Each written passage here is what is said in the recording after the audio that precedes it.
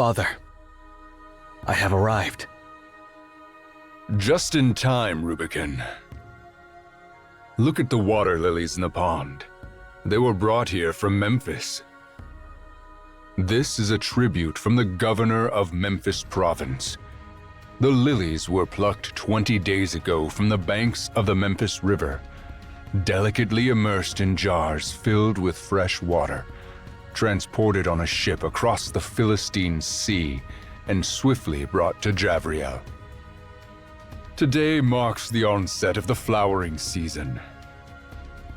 It would be a waste to enjoy these flowers alone, so I invited you to accompany me. I have also extended invitations to others.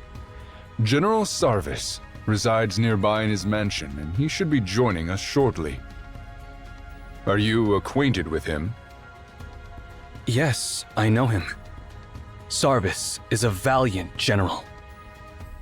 Knowing him is not enough, Rubicon. As my heir, you must remain well informed about all the developments in Javriel. Sarvis was recently promoted to the rank of youngest senator. It is imperative that you maintain a close relationship with him in the times to come. Understood, Father. I shall pay him a visit later. Well, that won't be necessary. He's already arrived. Your Majesty. Rise, Sarvis. Now, we await the arrival of High Priest Merari. Sarvis, you have accomplished remarkable military triumphs on my behalf. I had promised that on the day of your senatorial promotion, you may select any city within my empire as your fiefdom, excluding Javriel. Have you made your decision? By the grace of your Majesty. Let's skip the formalities of the Senate. Choose your city, and I shall grant it to you. Leave the pleasantries and bureaucratic matters to others. I desire a land as warm and inviting as your Majesty's garden. While numerous warm lands lie within my dominion, only one city possesses a garden-like charm. Your discernment is commendable, for you have chosen a place even I find difficult to part with. Very well. Bellefontaine shall be yours. Tend to her with care, for she is a unique and precious flower even amidst my vast garden. Ah, here comes the High Priest as well. Greatness be upon you, my lord. May your reign endure as long as the Tiberius River flows through the Eternal City. Indeed, at my age, divine favor is required to sustain my rule over this nation for much longer. Worry not, Father. Your radiance shines as brightly as the sun that illuminates the entirety of Japheth. You've picked up the rhetoric of those eloquent orators, Rubicon. But have you ever seen a day when the sun does not set? I mean no disrespect, Father. I know you do not. While your words are flattering, I believe I truly merit such praise. I no longer require badges, scepters, or crowns to demonstrate my power. Nor do my accomplishments necessitate statues, poems, or triumphal arches to extol their glory anymore. The Senate recently bestowed upon me the title of the Sacred One. I wonder, on the day of my departure, whether the artisans will find a monument vast enough to inscribe all my titles. Frequently, I have wondered what further achievements I can attain during my remaining time. My generals have conquered the entire civilized world known to us, and the remaining lands are either too remote or too desolate. My empire has transformed the Philistine Sea into an inland lake. In this regard, I've surpassed all previous emperors in history. When I inherited Javriel, it was constructed of bricks, and when I pass it on to you, Rubicon, my beloved son, It shall be a grand, eternal city. You mentioned the sun earlier, which brings something to mind. The governor of Memphis province sent me a letter along with the flowers. In his letter, he mentioned an ancient legend cherished by the people of Memphis, asserting that their god of the sun was captured by conquerors from the east. According to them, the conquerors hailed from a realm known as the Arsacid Empire. Have you ever heard of that place? To the best of my knowledge, the Arsacid Empire lies far to the east of our domain, inhabited by different people with a distinct culture. This region is situated near another sea. The Memphian legend concerning the god of the sun appears to lack veracity. It is merely a deity concocted by simplistic individuals for their own peace of mind. I understand your piety, Mirari. However, there have been countless gods worshipped in the lands conquered by Japhetic. Since the native people believe in those gods, it implies that those gods have favored them, and we Japhethians won't interfere with their beliefs. With that said, it is surprising to hear claims that gods walk the earth as tangible beings that can be captured like treasures. Now, I find that interesting. Rubicon, Sarvis, and Mirari, go to the Arsacid Empire and see it for me. If the god of the sun is truly there, bring it back to my throne. Only Javriel deserves an everlasting son. Father, what should we do to the kings and lands of the Arsacid Empire? I desire the sun only. If they decline my request, destroy them all. And if they willingly relinquish it, you may decide their fate. Well, I've spent too much time discussing a tiny piece of land. Let us enjoy these splendid water lilies before the sun sets.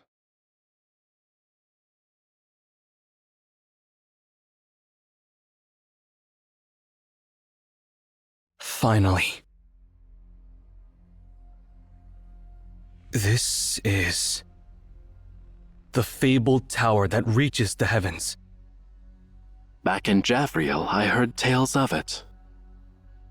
The tales spoke of how the ancient people aspired to reach the heavens, and thus the tower was constructed.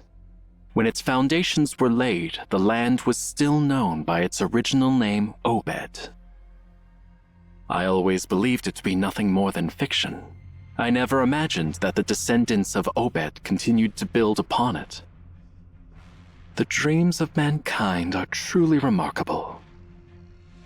From the way you spoke just now, one would think that we didn't emerge victorious in our great conquest, General Sarvis. High Priest, I am sure you can sense that even as conquerors, our splendor of victory pales in comparison to this tower. We are facing something that cannot be conquered by force and will never bow to humans. You speak the truth. It is not only blood and sword that invoke awe. It is the achievements built upon intangible foundations that endure.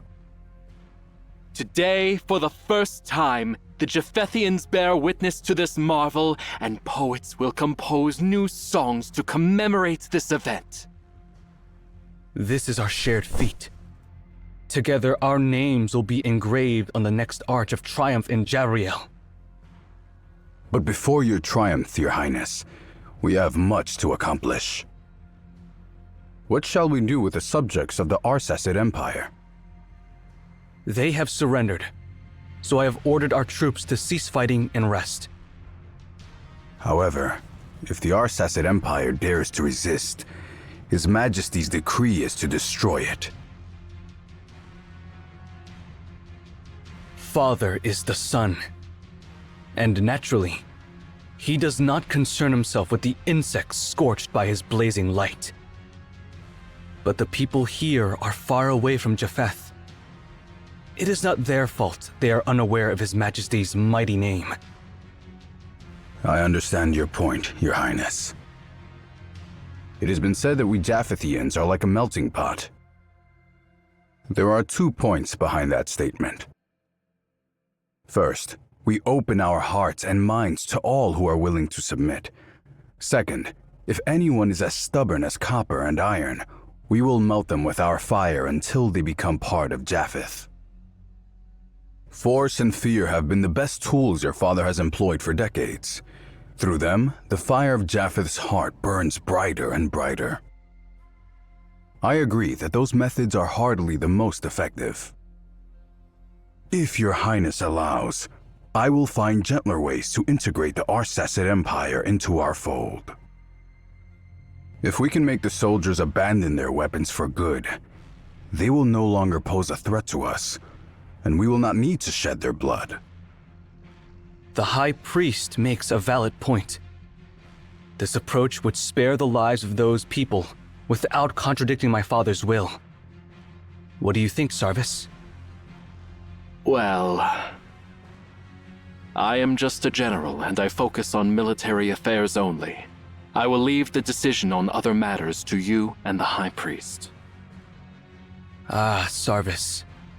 It is evident that your knowledge and eloquence surpass those of your colleagues in the Senate. Yet, you humbly refer to yourself as just a general. I'll take that as a yes. High Priest, I hereby grant you the authority to handle the people of the Arsacid Empire at your discretion. As you wish, Your Highness. Now, it is time to claim the ultimate rewards for our arduous journey. According to the historical accounts of the Arsacid Empire, it was the Emperor Darius who brought the god of the sun from Memphis to Obed 5 centuries ago. Darius once established the greatest empire in Obed. He made Memphis his province long before Japheth came into power. If this realm were still under his rule, I might have respectfully approached their gates and dispatched a messenger to request an audience. A man who desires to possess the sun must be as ambitious as my father.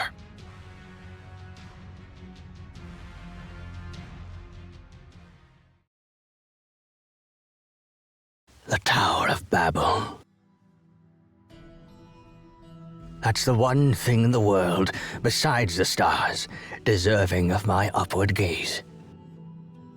It's only fitting that the most glorious trophy should be placed in the highest place of my kingdom. I'm now entrusting it to you, Hemion. What is this, Your Majesty? A good question, and one that I would like to ask you, too. I have heard tales that beneath the majestic waterfalls of the Memphis River lies the dormant, ancient god of the sun. It once destroyed the capital of an ancient pharaoh and then sank into the river.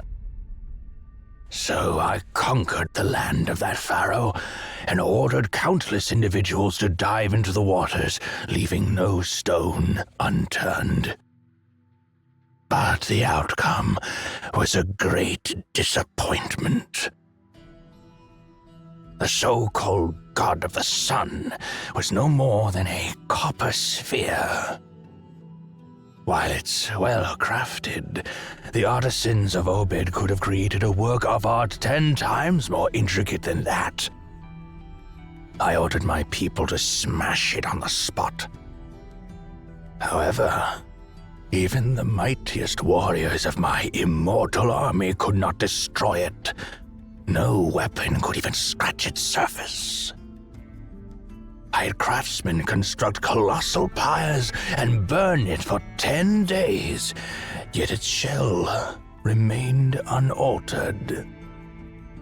Finally, I instructed my warriors to transport it to the highest peak in Memphis and cast it off the cliffs.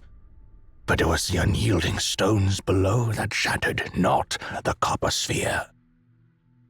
Since long ago, you have collected many extraordinary artifacts in this tower, and you have recruited numerous scholars from my land.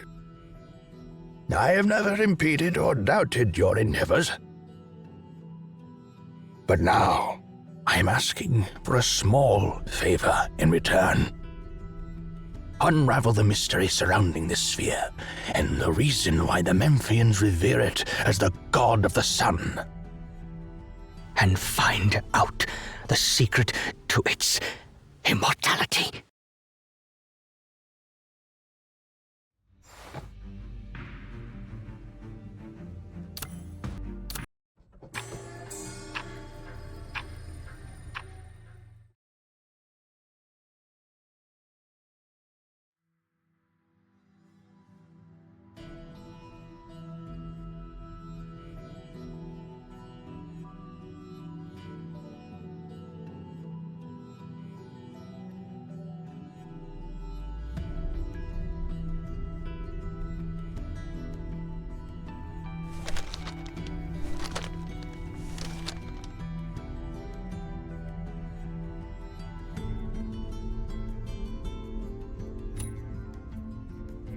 The letters used in the Arsacid Empire.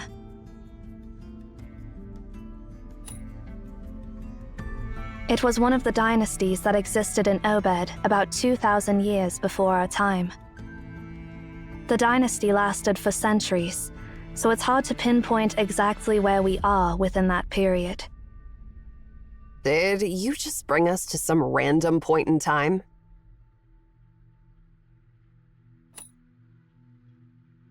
You're quite unreliable, aren't you?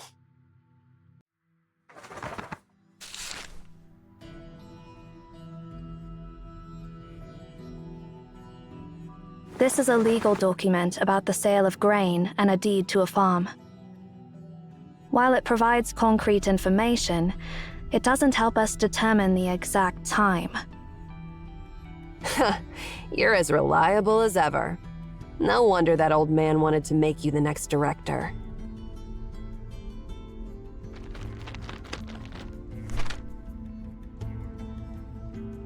Why did you throw them at me? You can read them too, can't you?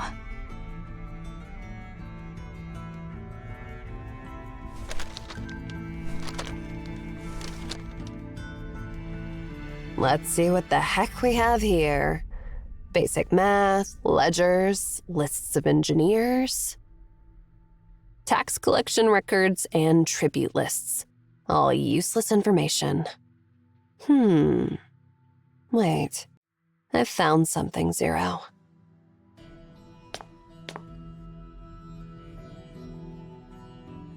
This is a record written by the court scribe of the 5th Emperor.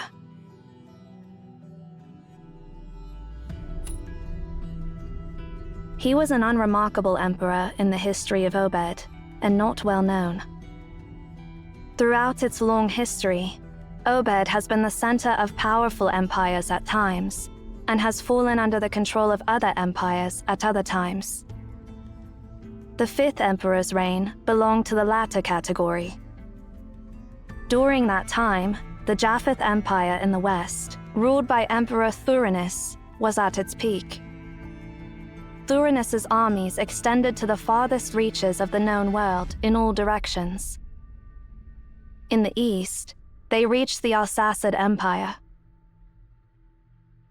During his reign, Thurinus sent an expedition army led by his son Rubicon, the high priest Marari, and General Sarvis to Obed.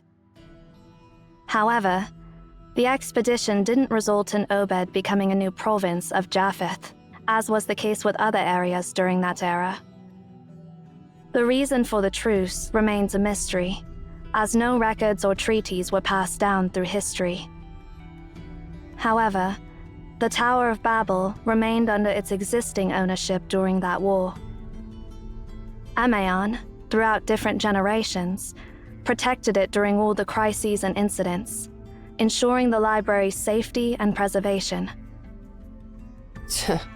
That's a nice way of saying sitting on the fence. The knowledge stored in the tower is incredibly valuable, so no one would want to destroy it, right? Besides, those old chumps did have their talents, as long as they were willing to cooperate. No emperor in his right mind would give them a hard time.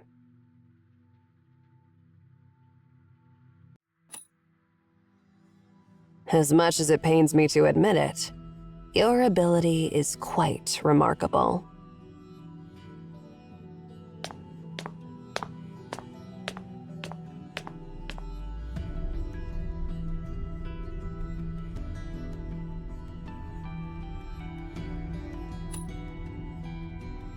If I remember correctly, this is the second time you've asked me a question like this. My answer is still the same.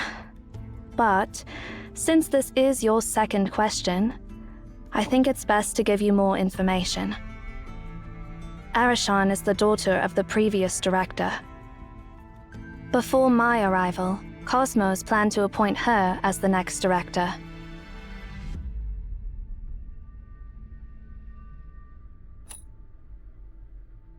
Yes.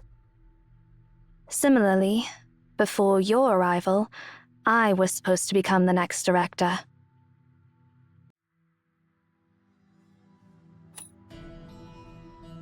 My duty is to safeguard this tower and the Library of Babel. And naturally, that includes you as the current director. What are you two whispering about back there? Hurry up and follow me.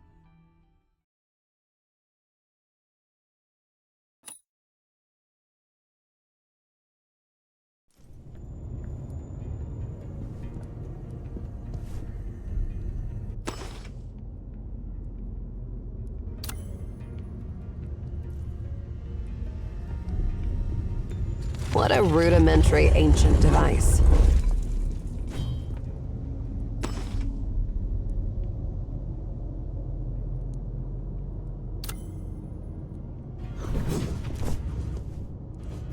This is such a mess. It's like a battle just took place here. Maybe that's exactly what happened. According to historical records, this is the time when the war between Obed and Japheth erupted. We might have arrived at a point where the war is still ongoing. They can fight their wars all they want, but why did they break into The main path ends here. Let's check out what's below.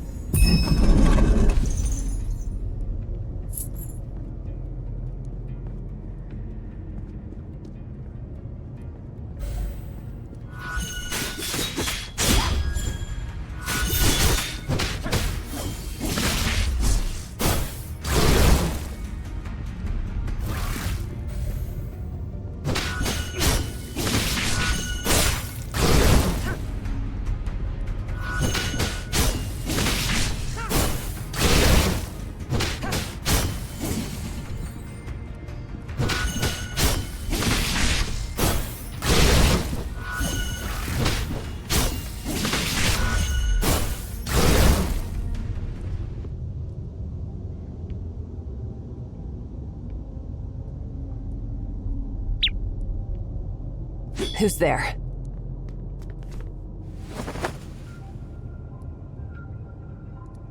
Wait.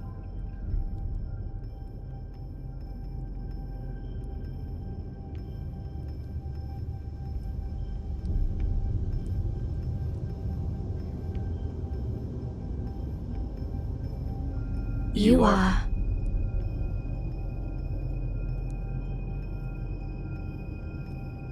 You're Outlanders. No, wait. The symbols on your clothes. Zero, you explain it to him.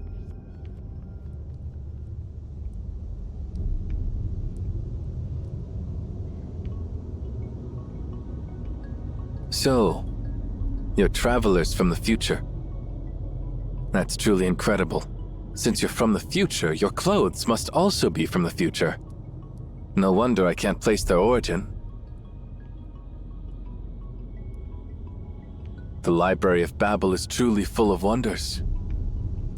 Could you tell us which era we are in?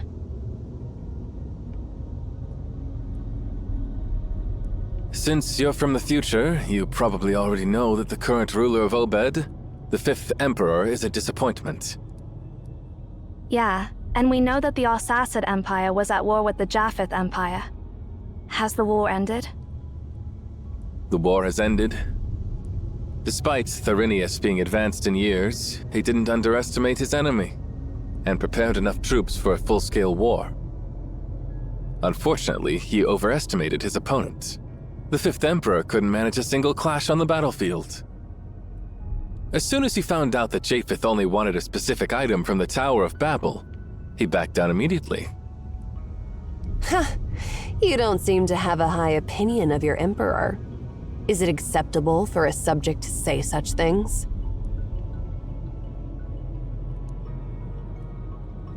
Emperor. He's far from deserving that title. You mentioned that Japheth only wanted a specific item from the tower. What is it? I've heard that Rubicon's ultimatum mentioned Memphis's god of the sun. I've seen it a few times, but it's disappointing. It's just a huge metal ball that doesn't seem to have any connection to the sun other than its shape. I heard it was a trophy captured by Obed's past monarch, Emperor Darius, after conquering Memphis. The item was sent away by Rubicon a few days ago, and it should be close to the Ephrathah on the coast of the Philistine Sea by now. Then it will be loaded onto a ship and sent to Javriel. Looks like we're too late. No, not yet. 2,000 years ago, Ephrathah by the Philistine Sea witnessed the final glimmer of Arten. Ephrathah by the Philistine Sea? Hold on.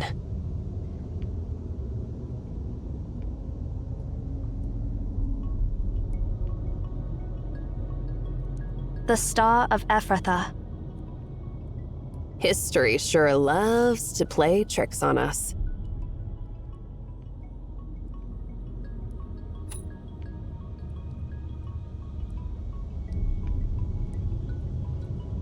So, you don't know how to control that copper sphere either. No, we don't. Honestly, we wouldn't even know it's something that can be activated if you hadn't mentioned it. But since those Japhethians are so desperate to get their hands on it, they might have some knowledge about it. Interestingly, Prince Rubicon and his Praetorians are currently stuck in the library. What did you just say? Rubicon didn't leave after obtaining that god of the sun. He learned about us in the Library of Babel from the 5th Emperor. Rubicon considered the library a treasure far more valuable than that copper sphere, so he took his soldiers inside the Tower of Babel. It happened to coincide with the opening of the library, so I'm not sure if we should call it lucky or unlucky. So, you mean we can find him inside the Library of Babel? Exactly. Unfortunately, I won't be able to accompany you for the rest of your journey. I need to find my companions as soon as possible. That's all right. Thank you for all the information. May the library be with you. Emion from the future.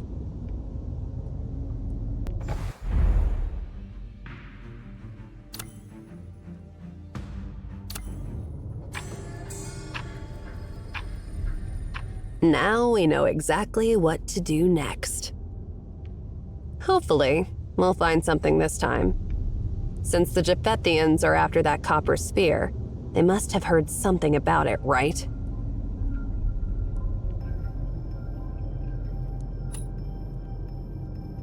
Oh, it was an anomaly that appeared in Ephrathah, near the western shore of the Philistine Sea, around 2000 BC.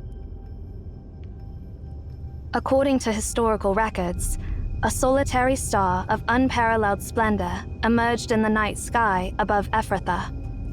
Unlike other stars, it remained fixed over Ephrathah.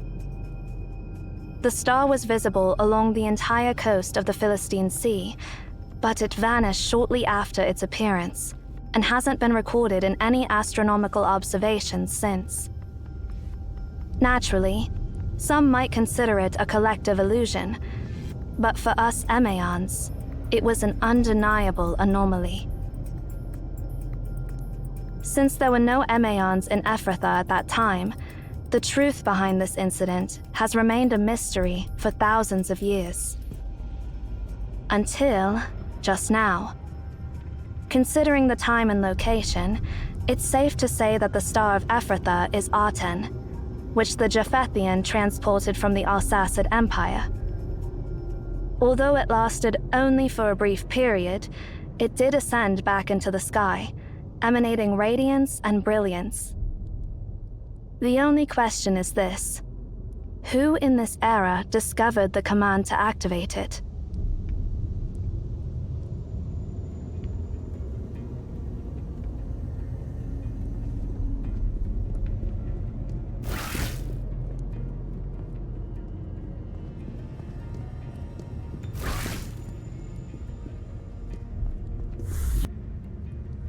These are traces left by the marching soldiers. It seems like they're not far ahead. Let's hope we can still reason with those Japhethians in the tower.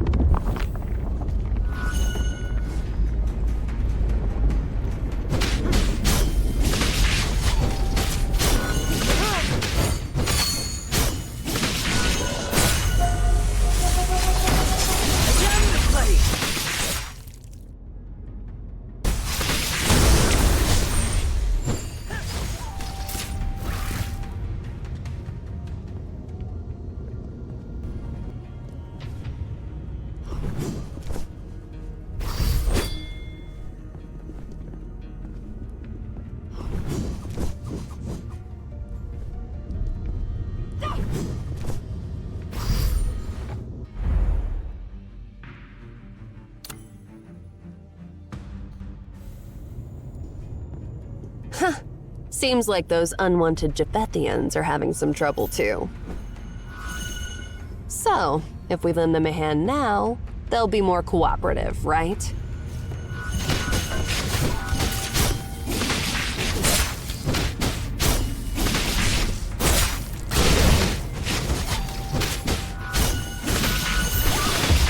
Looks like you've run into a bit of trouble. A spark of inspiration! Here's the heart. Are you Emeons? Our general is looking for you. Why bother being polite with these wicked sorcerers? We wouldn't be trapped in this never-ending labyrinth if it weren't for them. General ordered us to treat Emeons with proper etiquette.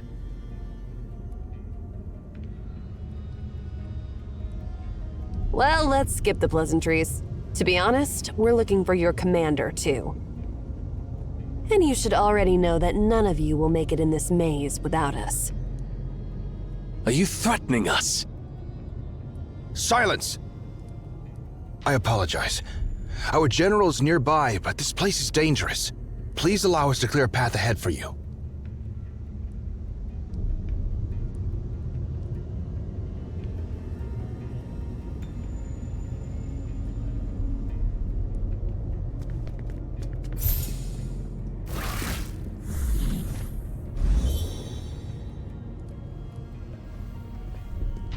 Despite all their fancy talks, they need our help in the end.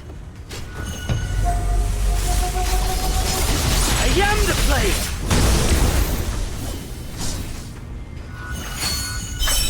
Let it to fry!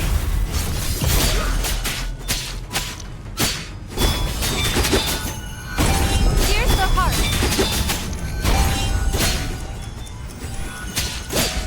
Here's the heart.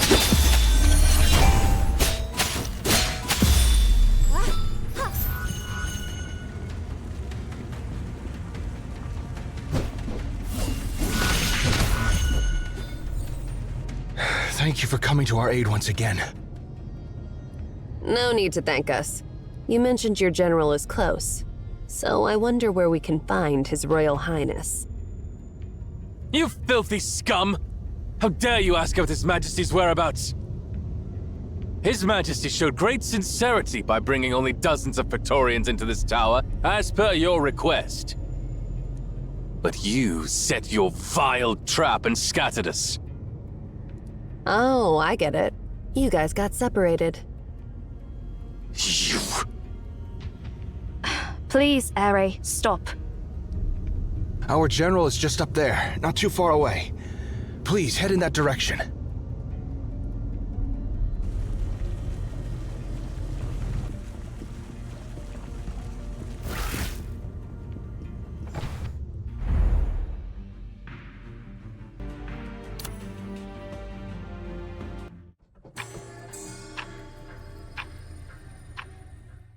Oh?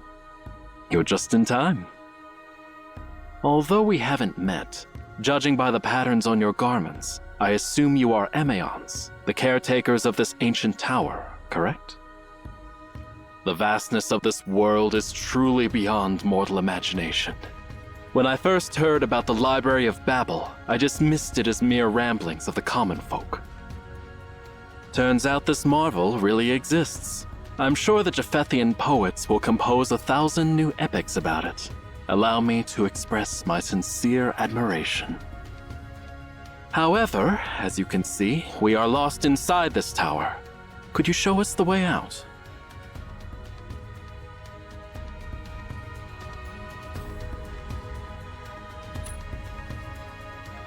Watch your tongue. A commoner like you has no right. It's all right. They're the hosts here. It's only natural for them to ask the name of their guests.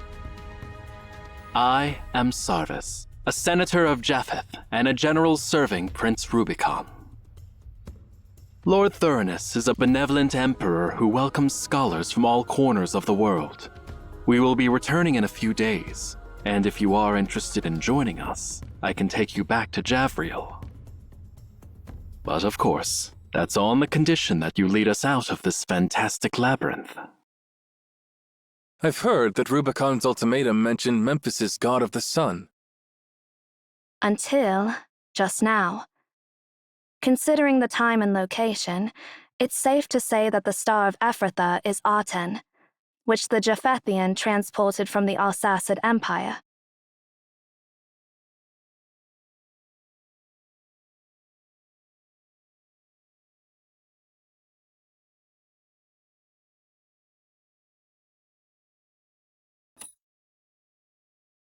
Atem, you mean the ancient god of the sun in Memphis? We've traveled all the way here to retrieve it. Do you have a problem with that?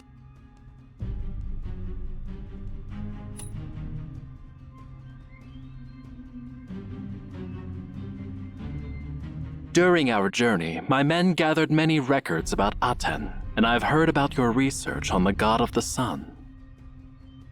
But there's nothing I can do, as His Majesty has decreed that if there is a sun on Earth, it shall only rise above the eternal city and shine down upon his throne. As for the Emperor of Arsacid, well, I don't think his lousy chair deserves such high honor. Obed witnessed the rise of its first sun-wielding monarch, Darius. It's such a shame that his successor would fall so far.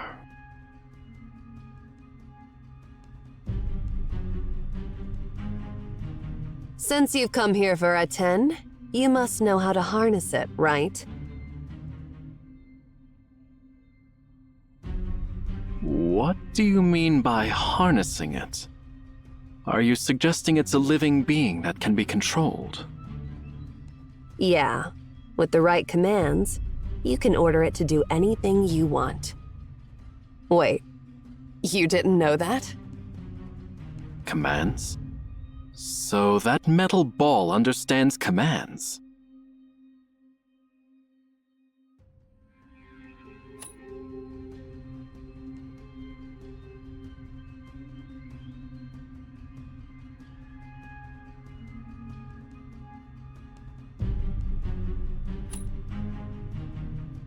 Float, Ephrathah, deactivate? I'm utterly puzzled by what you're saying. I've heard that Emeon means mouthpieces of the gods in ancient languages. It is said that your task is to listen to prayers and provide answers, not ask questions. If you have forgotten your duties after all these years, I don't mind reminding you.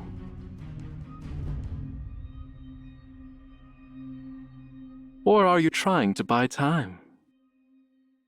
Are you using this labyrinth to separate us from Prince Rubicon and now asking questions to stall for time?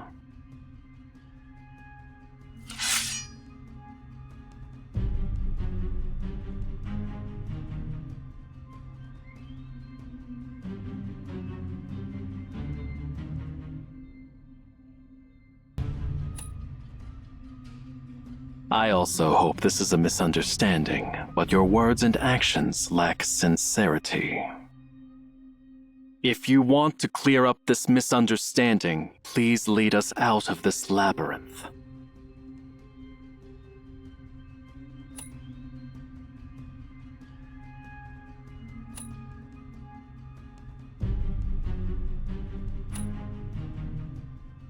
What a shame. It seems you're intentionally delaying my return to His Highness.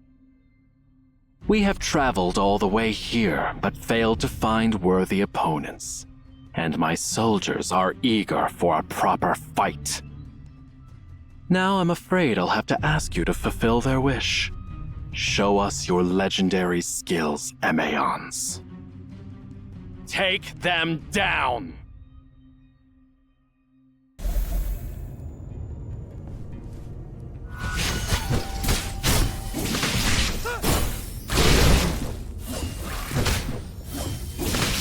Looks like you've had some professional combat training.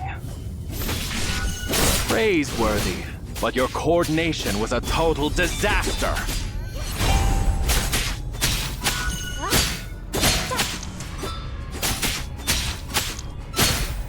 You might be good in gladiator battles against beasts, but when it comes to my battle-hardened legion, you're as vulnerable as a kitten before a lion. Phalanx formation, soldiers! Don't underestimate our foe! General, monsters are swarming in. Hold the line! Maintain formation!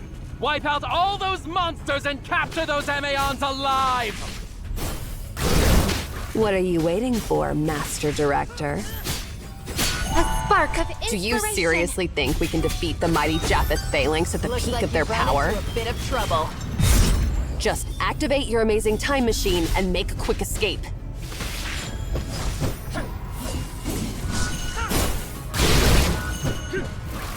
Anywhere will do. Just stop with the questions and do something. Just go to the future, like a month later. Let's get away from them.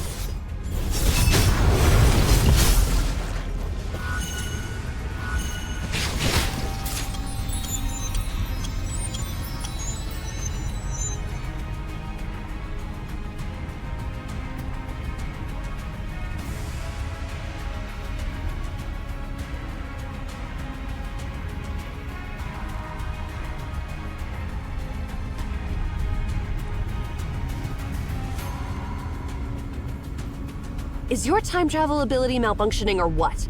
Are you sure you've sent us a month ahead?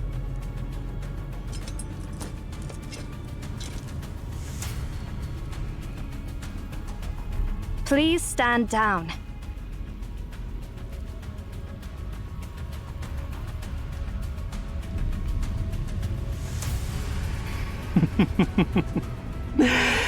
Dear Emeon, I bear no ill intentions.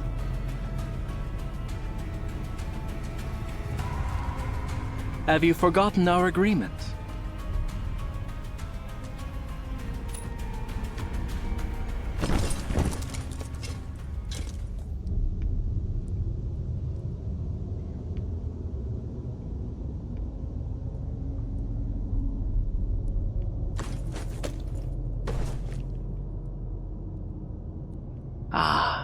Thanks, Emeons. You truly are the mouthpieces of the gods. Following the divine words you delivered, we managed to appease the wrath of the god of the sun. It is you who have saved the world from destruction and allowed us to witness the true sun once more. The people of Japheth, the Arsacid Empire, and all other regions should be grateful for the news you brought.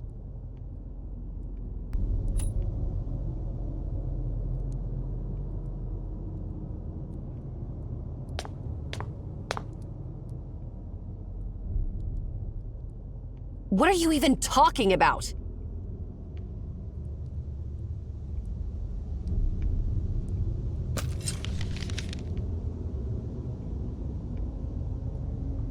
I apologize for my excessive enthusiasm. This is the note you asked me to write down.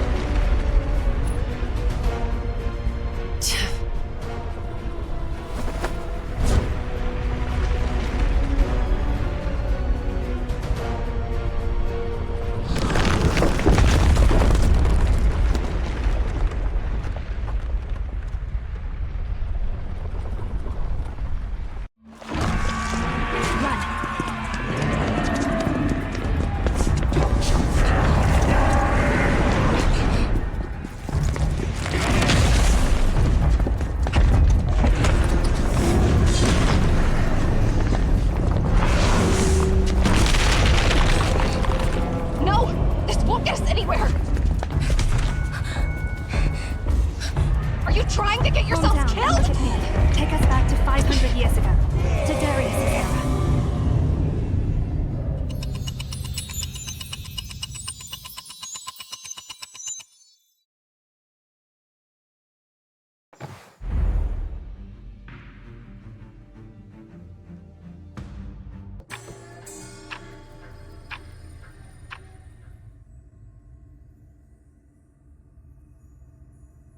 I'm grateful, Your Highness. If it weren't for your intervention, I might have been lost in that labyrinth forever.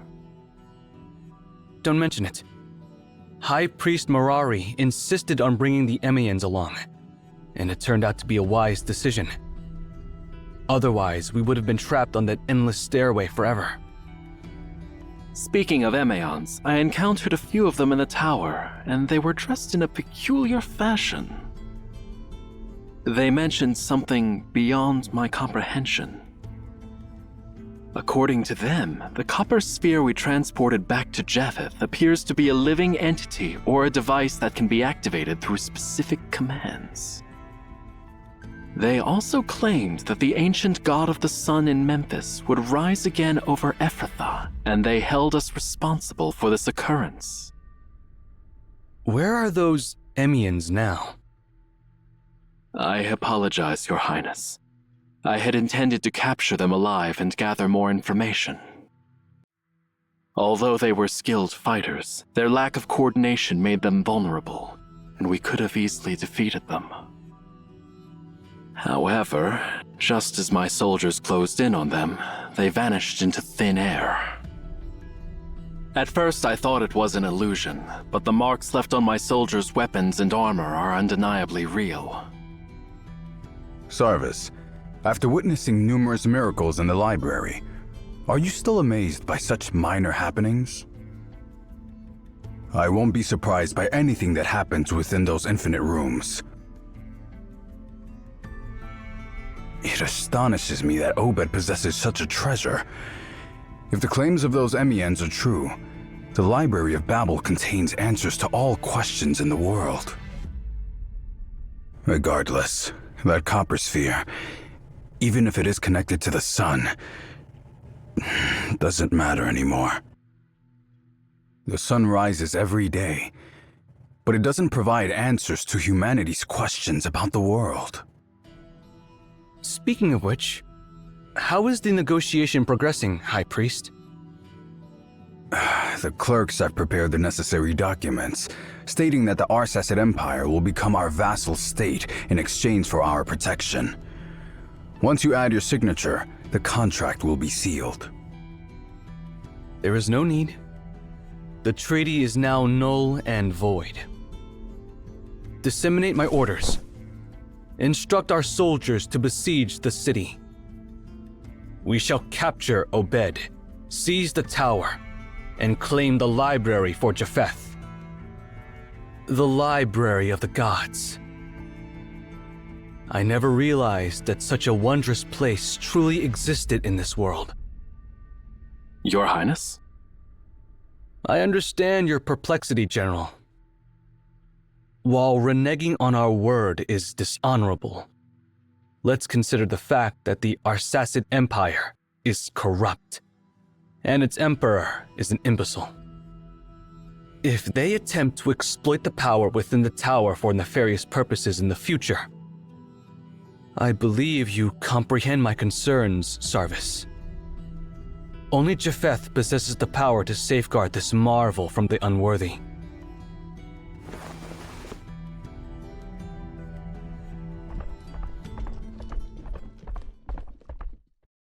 A swift horse is approaching, Your Highness. The rider appears to be a messenger. Bring him to me. Greetings, Your Highness. Rise. From where do you hail? And what tidings do you bring? Your Highness, you commanded my unit to escort the God of the Sun back to Javriel. Several days ago, we arrived at Ephrathah on the eastern shore of the Philistine Sea, which is under Herod's dominion. I know. Herod is one of my father's numerous vassals. Did he show any disrespect toward you? No, quite the contrary. He treated us with great respect and insisted warmly that we stay at his royal court for the night. Then, at midnight, while we were sleeping, we were awakened by a radiant glow outside the palace. We went to investigate, and, to our astonishment, the sun had risen beneath the stars. Did the wine addle your senses? What nonsense are you talking about? What I speak is the truth, Your Highness. We witnessed it with our own eyes. Go on. Tell me what happened. Well, my servants, the soldiers slumber now. Now it's time for you to fulfill your promise to me. And should you dare to deceive me, your suffering will be 1,000-fold worse than your darkest nightmare.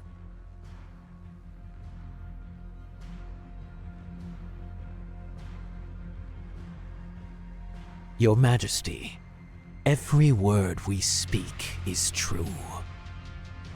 Our ancestors were once priests of Memphis, serving pharaohs for generations in the distant past.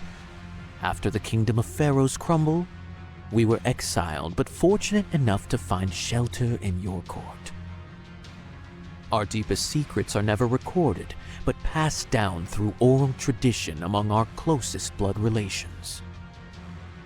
Among them lies the secret of the God of the Sun.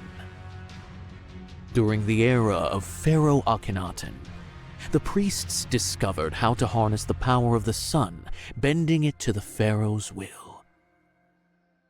It is the language of the gods, Merely recite the divine words, and the sun will rise at your command. Through it, you shall attain divinity and achieve immortality, just as the ancient pharaohs did.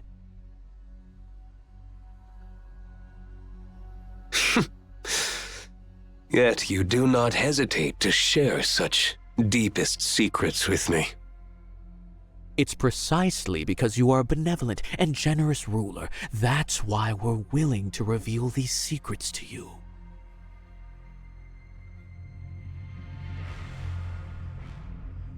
Thurnus is nothing more than a tyrant who has ravaged our lands.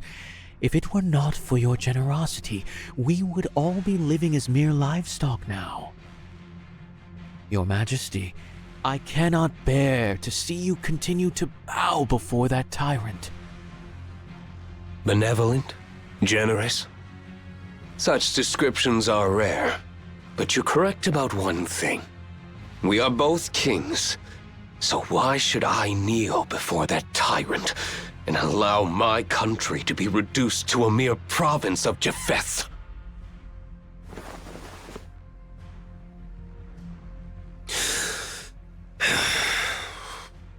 Very well. Let me see for myself if your claims hold true.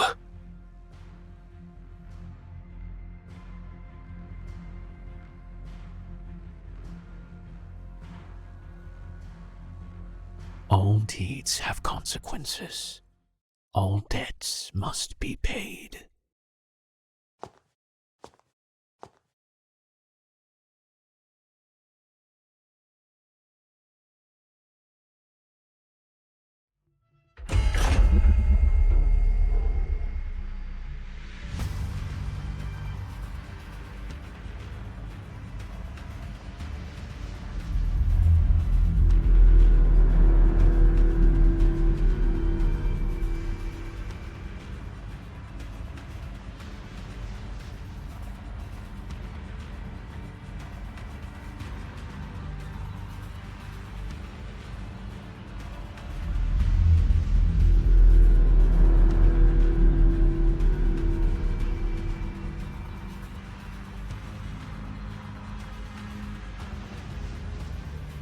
Arise, sun.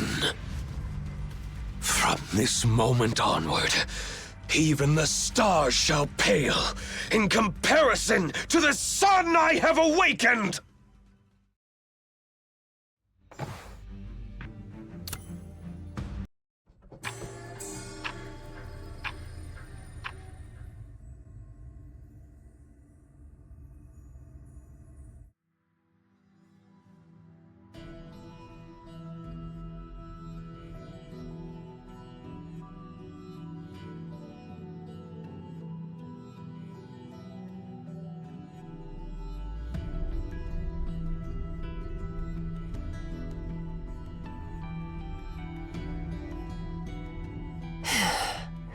I take back what I said about our director being an imbecile. Having a time machine at our disposal is actually pretty convenient.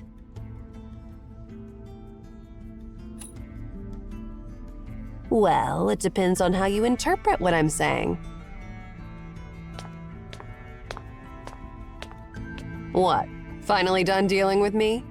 The former #1 director candidate?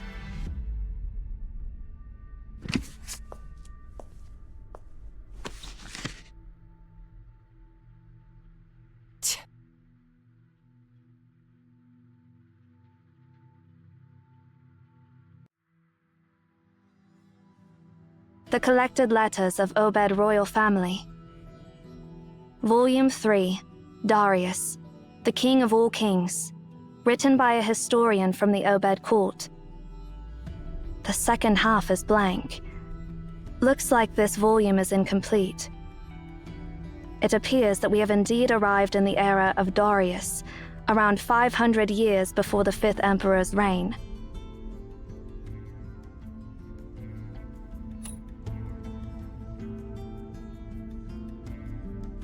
That Emaon we encountered mentioned that Darius was the one who first brought Aten from Memphis to Obed.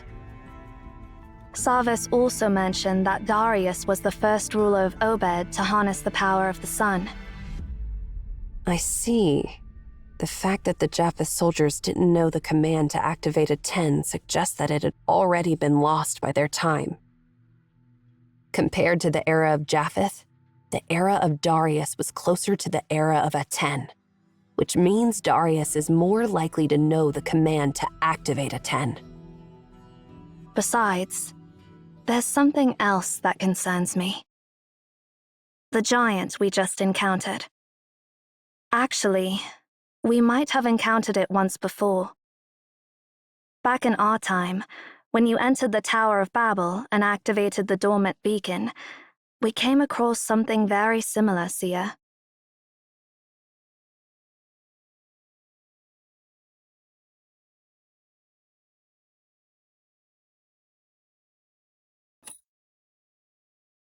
Indeed. The giant in our time was missing its lower half, so I can't say for sure if it's the same giant.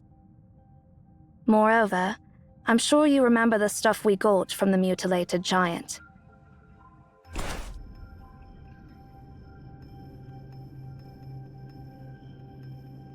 According to Master Ninsar, it belonged to Darius. So, it must have come from this era.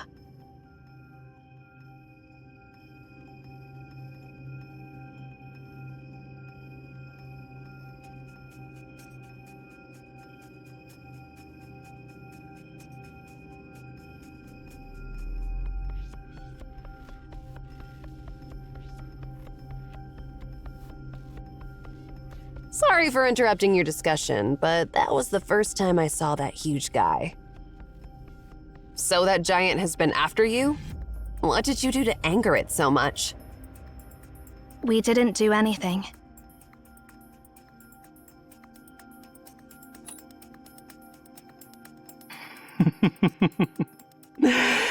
Dear Emeon, I bear no ill intentions.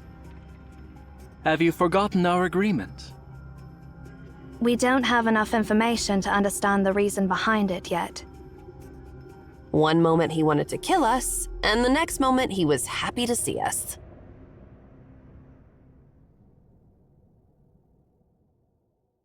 Just to confirm, when we met Sarvis for the second time, it was a month after our first encounter, right?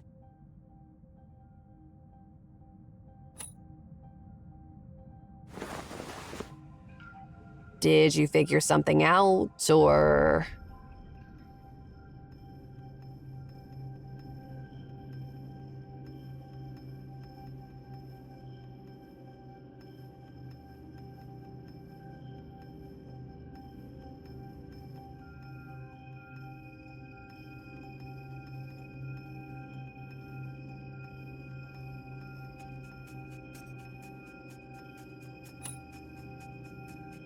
I'm afraid so.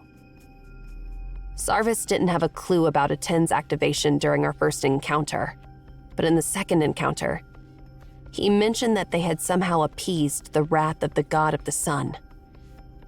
So during that month, a 10 must have been reactivated and turned into the Star of Ephrathah. Sarvis also said that we delivered divine words and saved the world from destruction.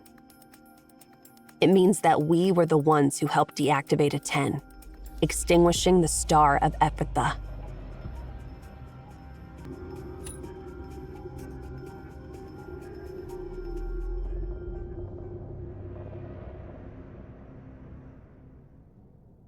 Remember what Enki said? Be careful. The prophecy may actualize itself. Actions taken to prevent tragedy can end up causing it. Now I understand that Sarvis wasn't exaggerating when he said we saved the entire world from destruction. After a 10 was reactivated, its power must have kept increasing, just like when it destroyed a Ketaton. Imagine what would happen if a fusion reactor continues to increase its power output without being shut down. We obtained the command and delivered it to Sarvis. However, it wasn't us from the present. Rather, it was us from some point in the future. Because of our time travels, the prophecy actualized itself.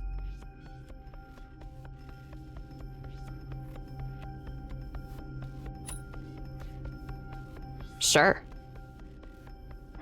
There is no other choice.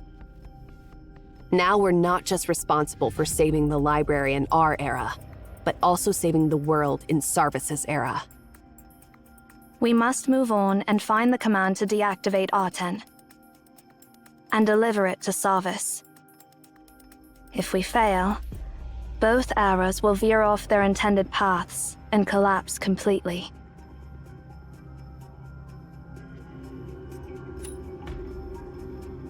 I'm not going to answer that. There are a bunch of geezers in Emaon who specialize in time paradoxes. I've never paid attention to their lectures.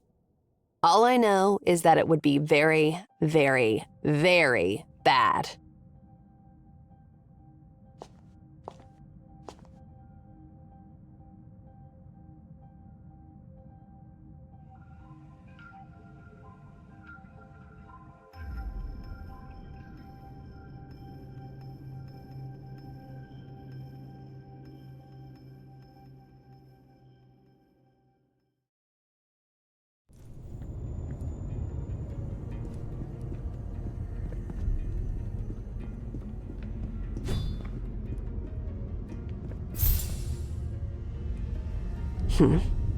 Who are those people? Judging by their attire, they must be the Immortal Army, Darius's Praetorians. Of course I know that, but why are there so many Immortal Army soldiers wandering inside the library in this era? Your Majesty, please forgive us. We're devoted to you. Hey! They can't even hear us. Never mind. Let's keep going. We'll surely find someone we can reason with, right?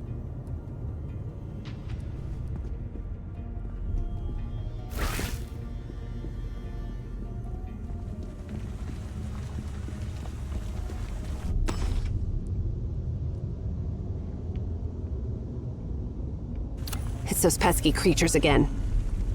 Hey, use your time-stopping ability on them.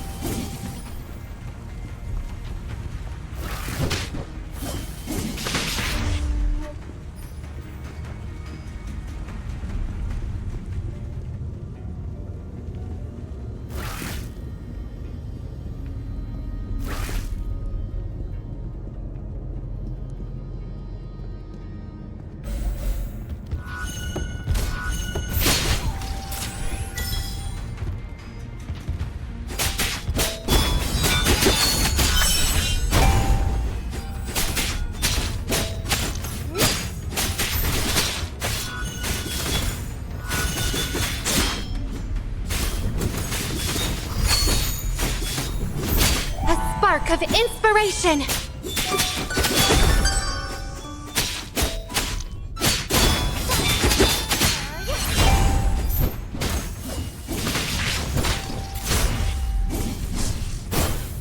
This era, it's truly weird. Obviously, those Immortal Army soldiers have been wandering around inside the library for quite some time. Otherwise, they wouldn't be so worn out. What exactly happened?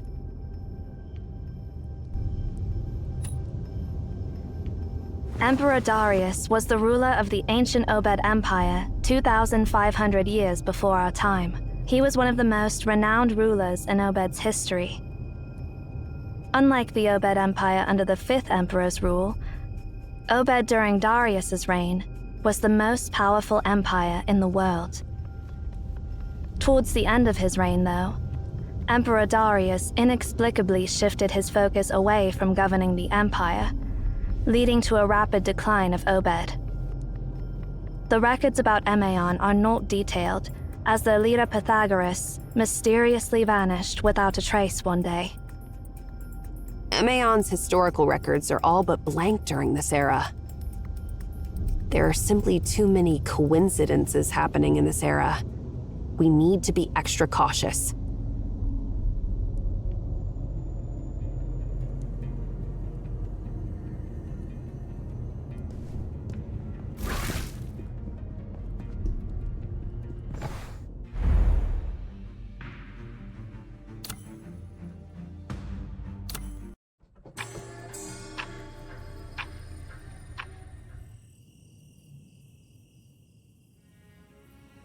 The stars.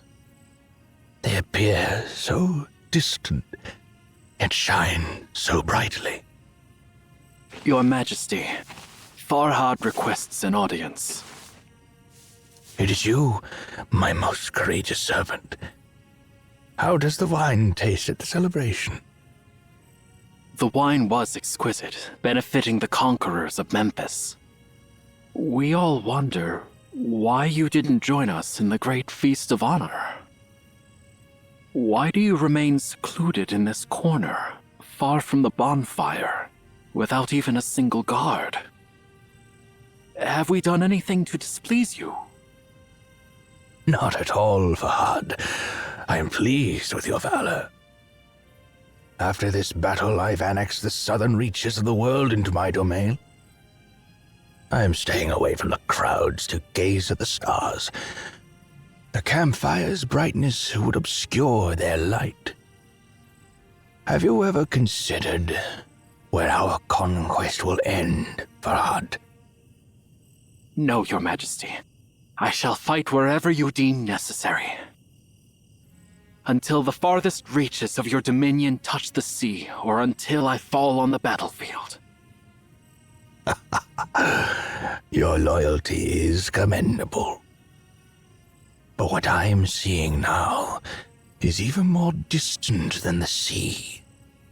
There was an Emian scholar named Pythagoras who told me that according to his research, the land beneath our feet is a sphere. A sphere? How is that even possible? You're not a scholar, so it is understandable that you can't imagine it. However, I can easily imagine that there may exist countless such spheres suspended high above the heavens. We call those spheres stars. The notion that these stars are fragments of Earth adrift in the firmament. So many uncharted territories awaiting conquest. Do you understand my feelings, Farhad? In comparison, Memphis, no, even the entirety of Obed, pales in significance. I wonder how I can travel to those stars to conquer those lands no one has ever seen. How pathetic is a man so bound by his desires. From now on, I shall find no peace in my nights. Fret not, Your Majesty. We, the Immortal Army, will always be your keenest blades. Even if you were to command us to conquer the moon, we would comply without hesitation.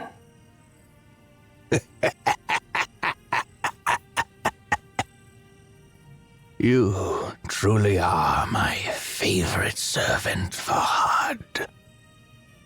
Arise, for I shall share my glory and dreams with you. One day we'll leave our footprints across the entire expanse of the sky.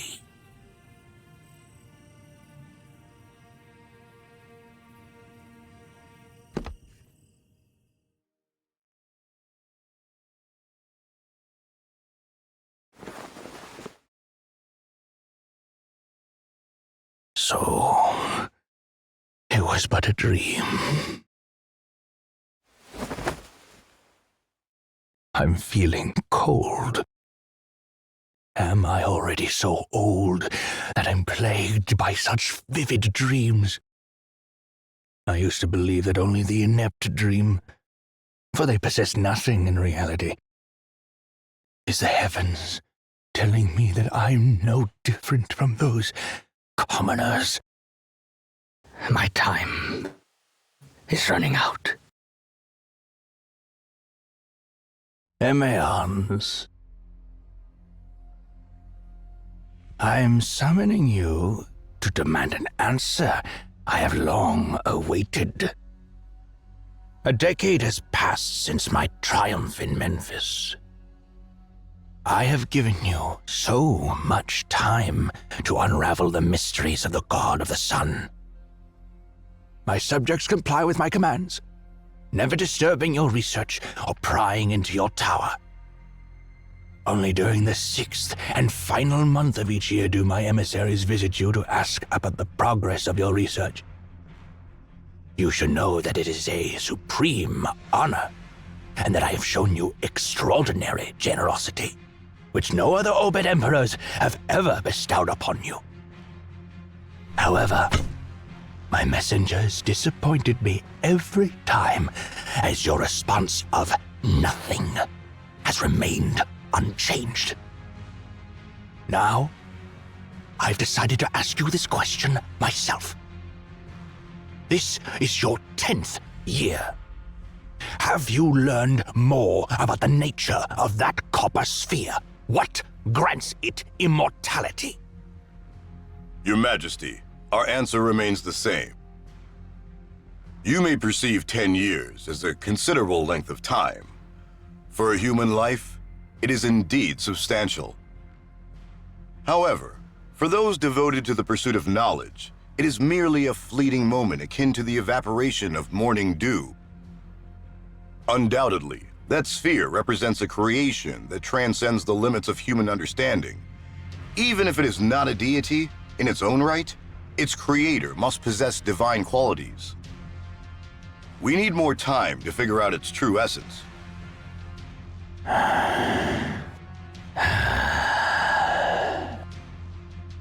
Time. Time. What an extravagant request.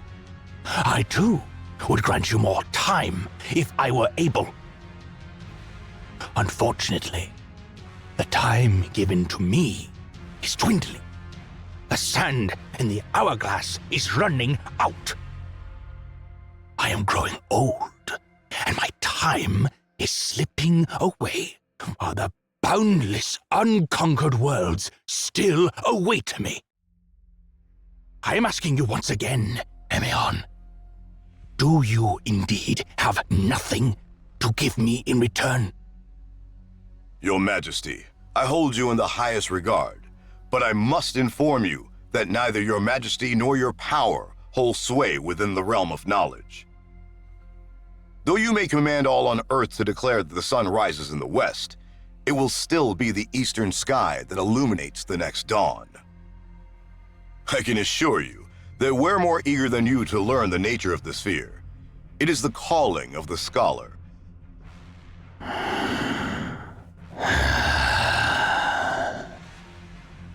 I see. You're unable to offer what I seek in exchange for my leniency. I extend my regrets to you, Emeon. Since the beginning of history, this will be the first time the Emperor of Obed resorts to violence against Emeon. If I had a choice, I wouldn't wish to make this decision. You may rule over this land, Your Majesty. And while you may intimidate those who seek knowledge, the laws governing knowledge itself do not yield to mere might. Immortal army, at my command, open this tower and seize their library! If this library is as miraculous as the legends proclaim, containing the sum of all worldly knowledge, it must surely hold the secret to immortality and the immortal power of that copper sphere. Since the mouthpieces of the gods remain silent to my request, I'll uncover the answer myself. We can't prevent you if you're determined to do so, Your Majesty. Permit me, however, to offer a final piece of advice. The gods remain silent due to the folly of humankind. That was the last question I will ever pose to you. From now on, you are no longer permitted to address me. Immortal Army, storm their tower and breach their gates.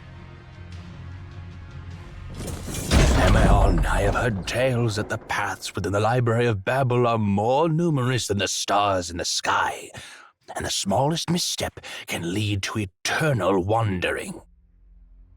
I've also heard you've devoted countless time and lives to explore that library, and that you've even familiarized yourself with a number of safe paths. I command you to lead the way for my warriors, and you have no right to refuse.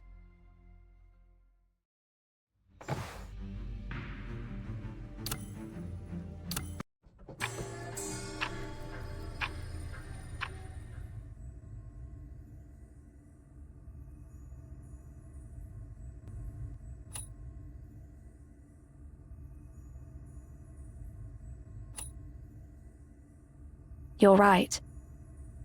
If we can find a reasonable soldier or an Imeon of this era, perhaps they will tell us what has happened here. Let's go. We don't have much time.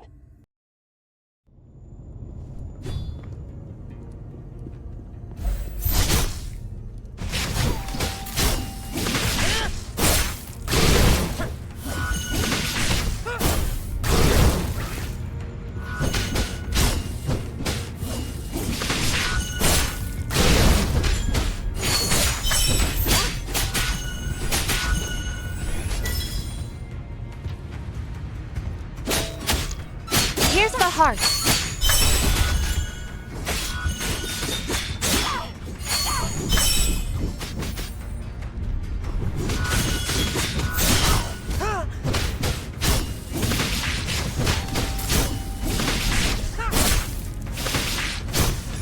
Flooding to pride!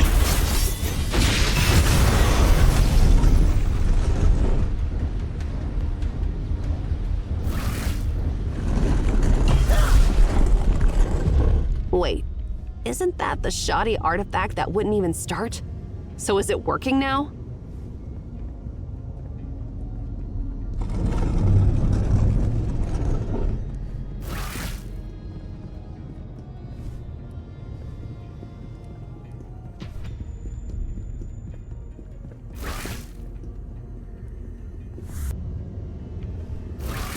The main path is blocked. In moments like this, it's time to show some innovation.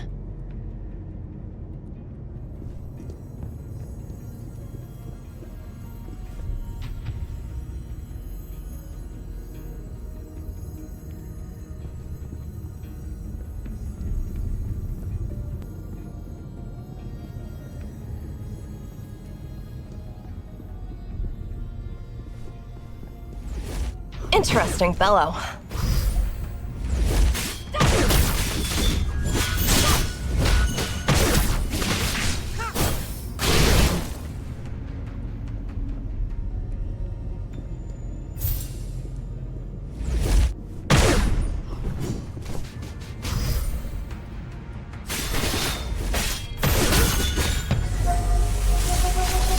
I am the blade!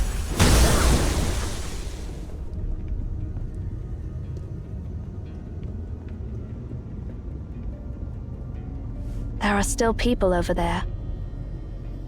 I don't expect to find any living people we can reason with, but let's go check it out anyway.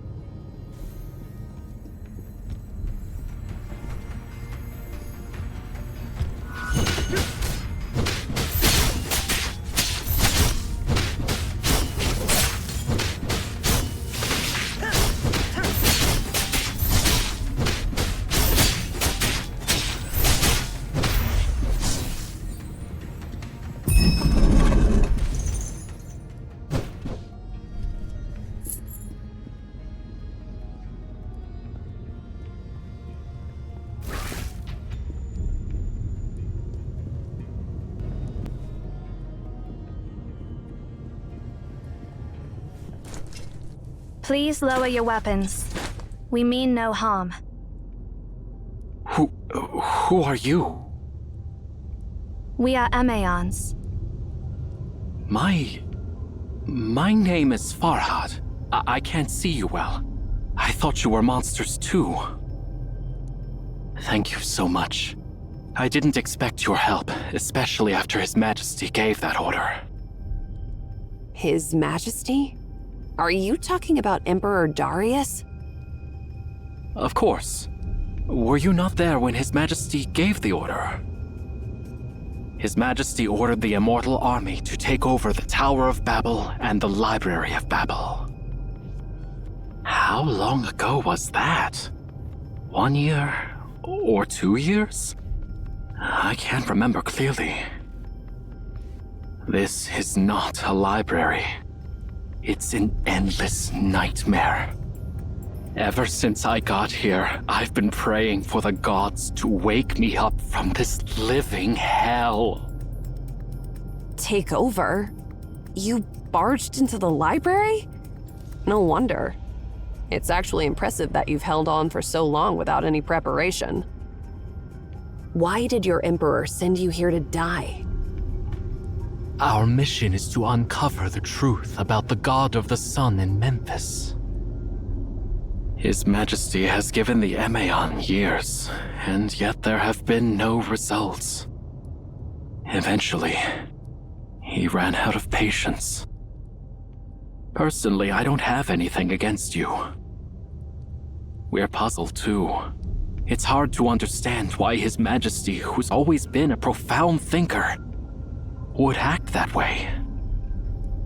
Emaon, I know it may sound brazen, especially after we barged into your tower, but I'm asking you to take me back to His Majesty. The Immortal Army shall never fail His Majesty. What a coincidence. We're actually searching for your Emperor as well. How about you join us? With you on our side, he might be more open to hearing us out, don't you think?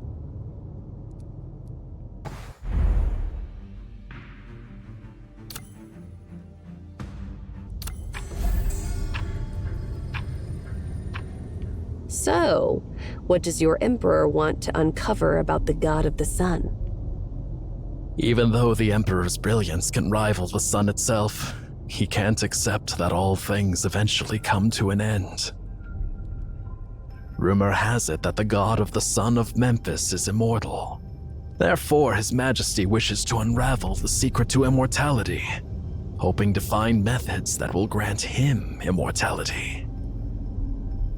In this vast library, there must be a scroll or something that holds the key to harnessing the power of the God of the Sun. His Majesty's goal is to conquer distant stars, and we, the Immortal Army, must find that divine scroll.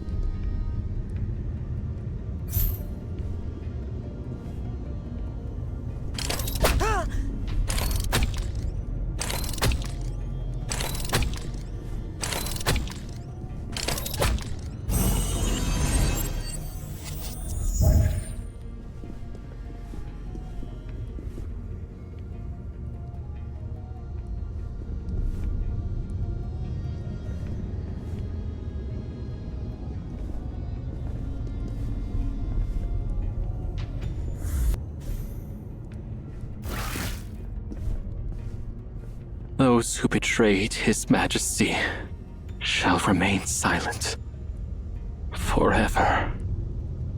Hey, are you alright? No. His mental state has irreversibly deteriorated.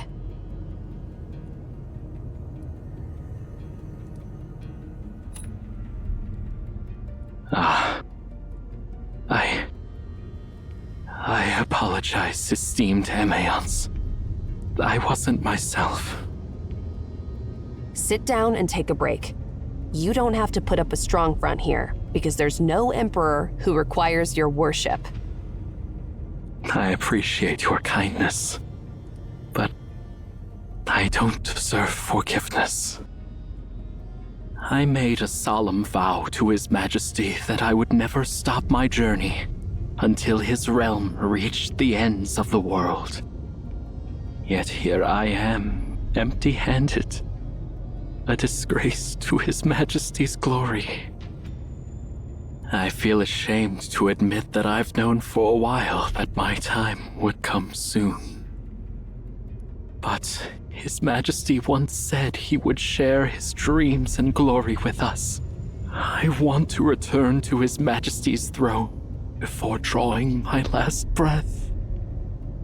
Please, don't let my journey end here.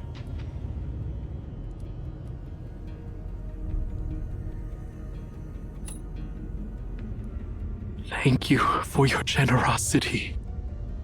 Although I can't see your face now, I'll always remember your kindness. Well, I have nothing to say to a blind loyalist like him. Take good care of him.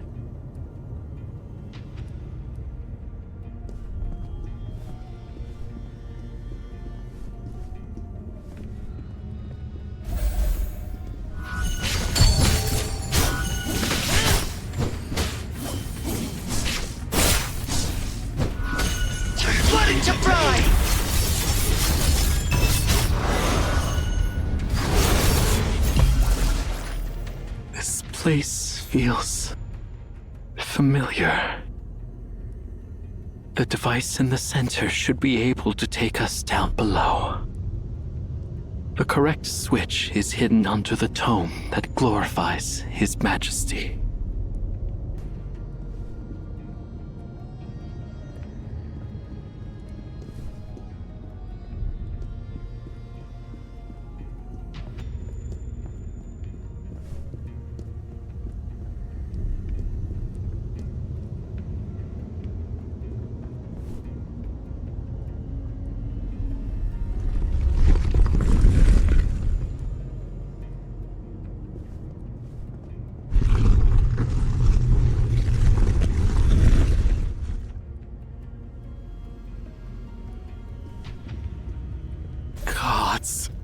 If you actually exist, why did you stay silent when His Majesty asked his questions?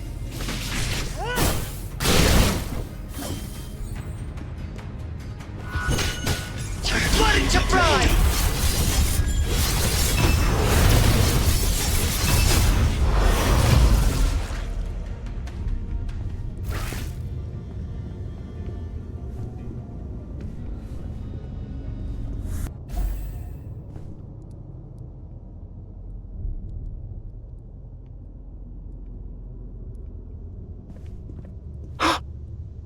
That shape. It's His Majesty's throne. Thank you for bringing me here. His Majesty is just ahead.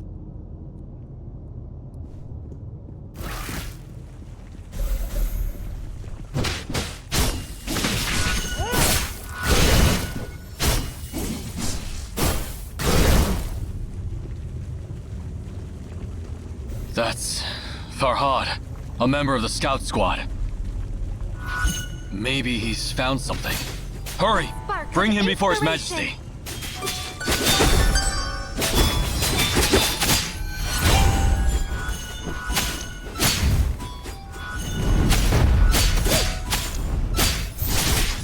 Blood into pride!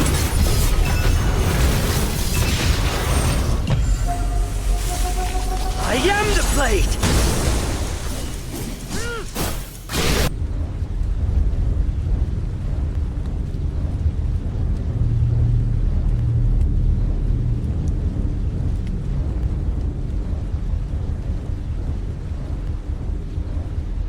Why are you looking so exhausted, General Farhad?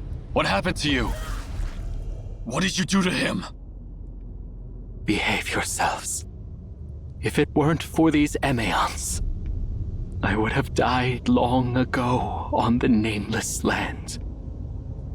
I'll inform His Majesty of your achievements, Emeon. Soon, you'll see that Farhad always keeps his promises. And His Majesty is a generous and benevolent ruler. Let us assist you. Stand back. No need.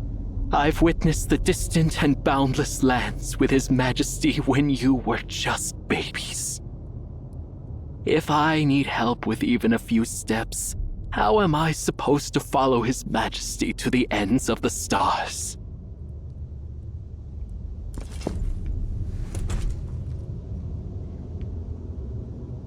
What is happening? Why can't I move on?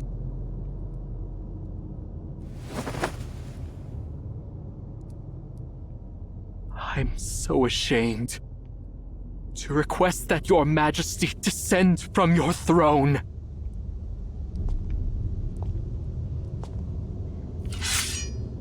Your Majesty, please!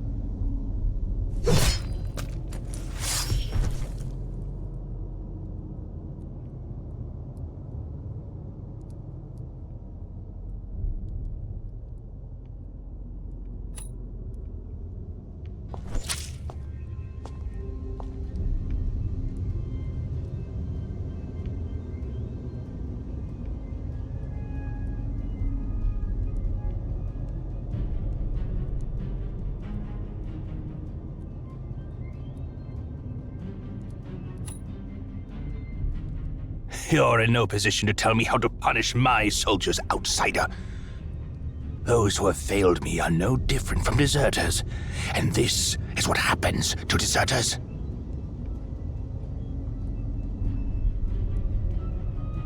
Pythagoras, are they your companions? No, Your Majesty. Although their clothes resemble mine, I've never seen them before. We're not Emeons from this world. We come from the future, 2,500 years from now. A funny joke. Unfortunately, it comes at an inopportune moment. Those who dare to mock me must be punished. Please, wait, Your Majesty! The wonders of the Library of Babel surpass the wildest imagination of mortals. Here, it is possible to encounter someone from a past or future era. For the sake of your lives, strangers, if you too are Emeons like me, show your proof.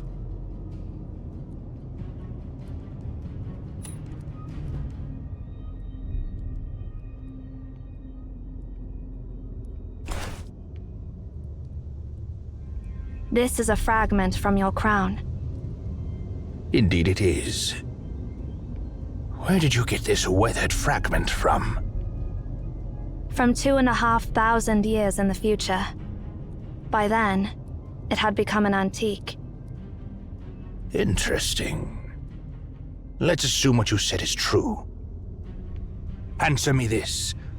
Who rules over Obed 2,500 years from now? I can't answer your question because Obed has no need for a ruler that far in the future. I see. You can't provide me what I desire either. Lead the way forward, Pythagoras. As for these useless freeloaders, get rid of them, my soldiers.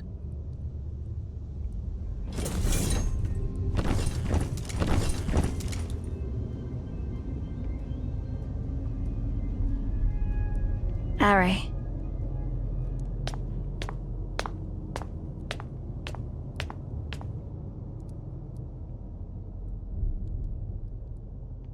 Your Majesty, please forgive our rudeness.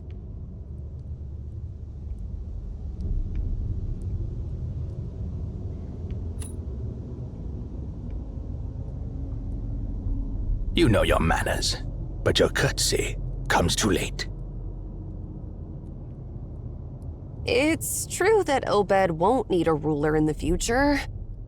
Because by that time, Obed will be insignificant compared to your vast empire. We don't need anyone specifically to rule over it. The fragment you just saw is a gift you gave us yourself.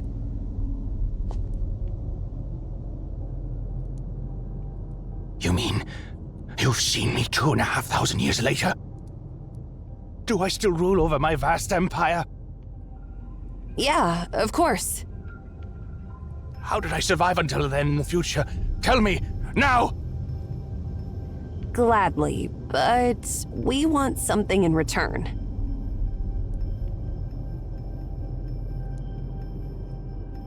Even those who call themselves the mouthpieces of the gods are nothing more than mere mortals after all. Your wish is granted. All the wealth in my treasury and all the provinces in my domain are yours for the taking. We don't want wealth or fiefdoms. We just want to know what you know about the God of the Sun. How interesting. That's the very same question I've been asking you, Emeons, for years. But why is an Emeon from the future asking me this question instead? You seek the secrets of the God of the Sun because you're eager to know the secret to immortality, right? We discovered its mysteries once.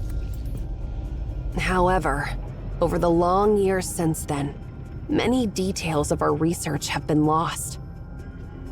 That's why we're coming back from the future, to get the missing pieces.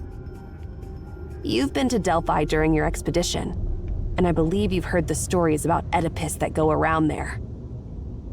In the loop made by time, the result and the cause will become one.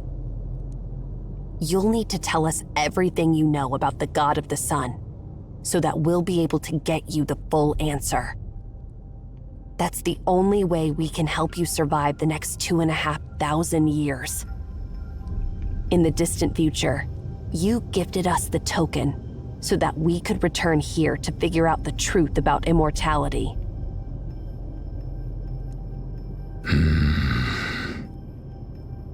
Nothing but lies.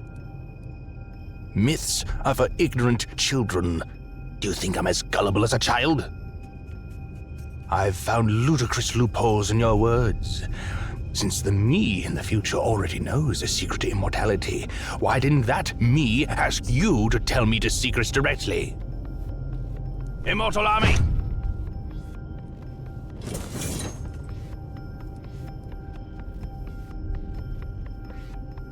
Those who deceive me will pay with their lives. Of course, you can just kill us, Your Majesty. But at the moment we're killed, the casual loop in the timeline will be severed.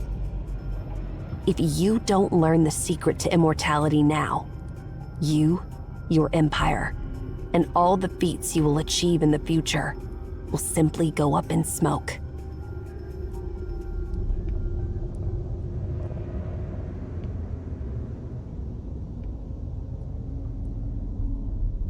Are you threatening me, Emeon?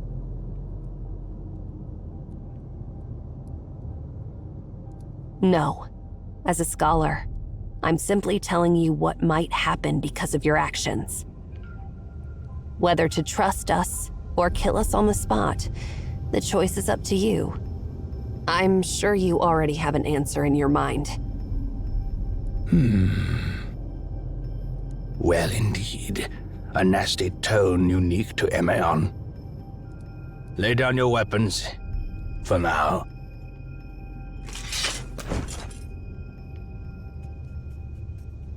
Listen well. I sent my people to collect many ancient documents and summon many scholars while I was in Memphis. But the destruction of Eketaton was so complete that very little information survived. Despite my efforts, I only figured out one piece of information from the ancient records. The language of the gods is a palindrome. The language of the gods is a palindrome? What does that mean? Legend has it that Akhenaten deciphered the language of the gods and thus learned how to harness the sun. The language consists of a huge number of palindromic words. While they are written exactly the same forwards and backwards, they cause the god of the sun to perform very different behaviors. That's all I know. I didn't have access to the vocabulary. As soon as I returned to Obed, I shared this discovery with your companions, the Amazons of this era. But unfortunately, it didn't help them with the task I assigned them. Now it's your turn. Tell me, have you figured out the secret to immortality?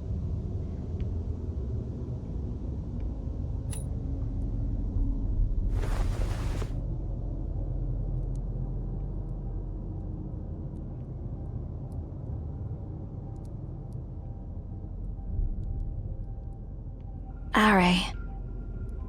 Huh? What are you talking about? The secret to immortality? It does not exist! What are you waiting for, Director? We've got the information. Now it's time to make a run for it. How dare you?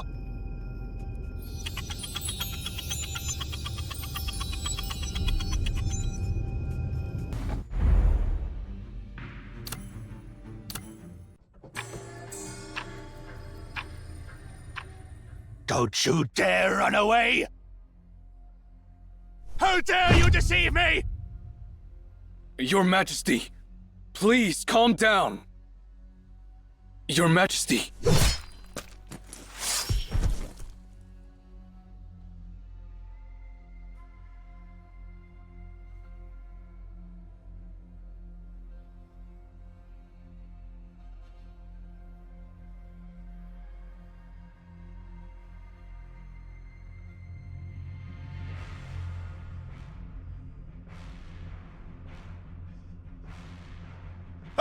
Darius, the great king of Obed, the king of all kings!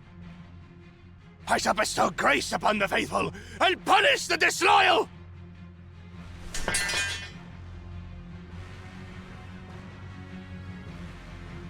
Heed my command, my immortal army!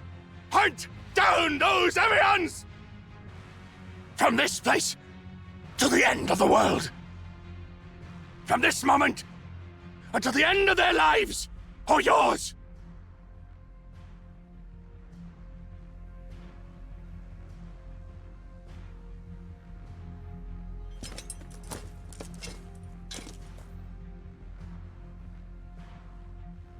We have ventured too far, Your Majesty. If we continue, we may not be able to return. The paths ahead, not even the Emians have explored them. Amazons! Always those babbling Amazons. Why would I, the king of all kings, need someone else to pioneer my new territories? Wherever I go, it is my domain. And whatever I say, my words shall shine like the sun. From this day on, cease all support of those Amazons. We don't need those false mouthpieces of the gods. But, Your Majesty, what about Pythagoras?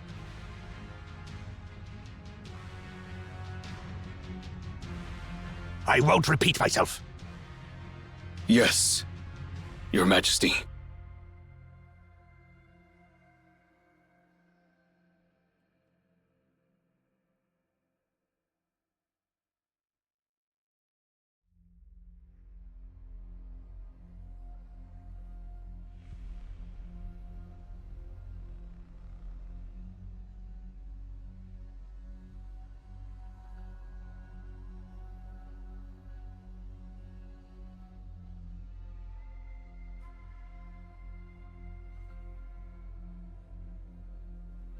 You are...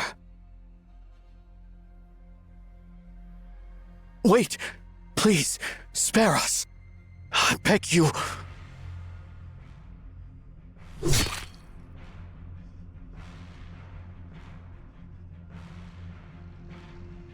Take away their supplies, spare the strong, and destroy the old and the weak. What is happening? Why do you defy my orders? Have you forgotten what happened when we crossed the Memphis Desert? If we hadn't plundered the caravan, it wouldn't have been us celebrating under the magnificent waterfalls of the Memphis River. Carry on. We have a long path ahead. We must not stumble here.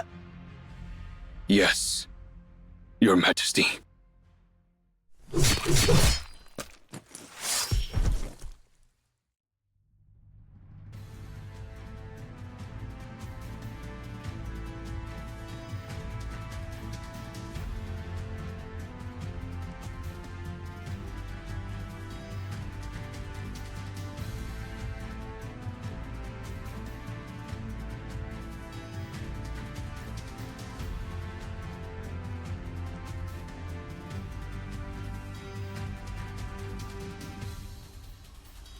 Let's station ourselves here today.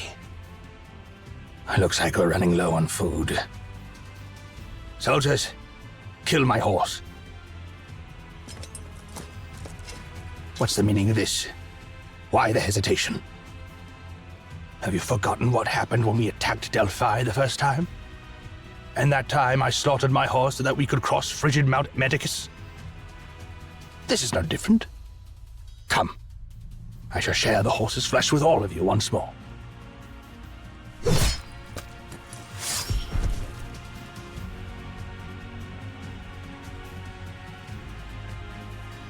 My warriors. My warriors?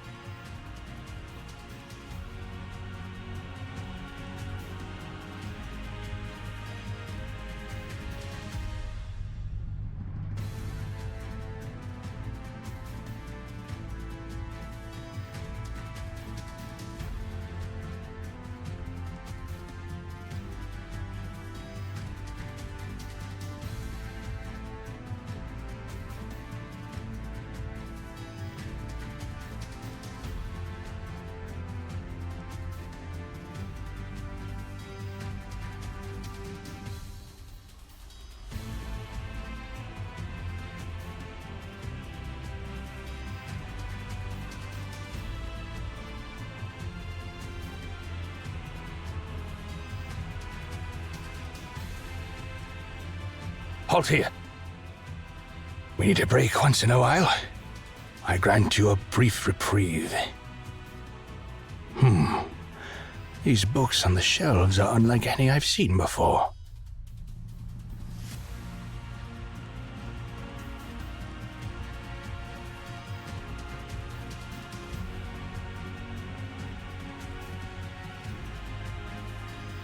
No matter. One day I will conquer their lands. Remember what I said, Farhad. I shall share my glory and dreams with you.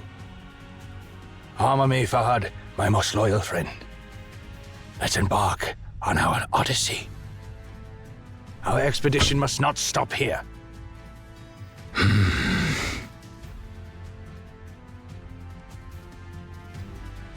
Farhad, if you choose not to accompany me on this quest, it's all right. I permit you to turn back and return home. It is a king's duty to forge ahead. As my subject, your duty is to spread news of my accomplishments throughout the world. Go back, Farhad. Whether in life or in death, you shall forever be showered in my grace.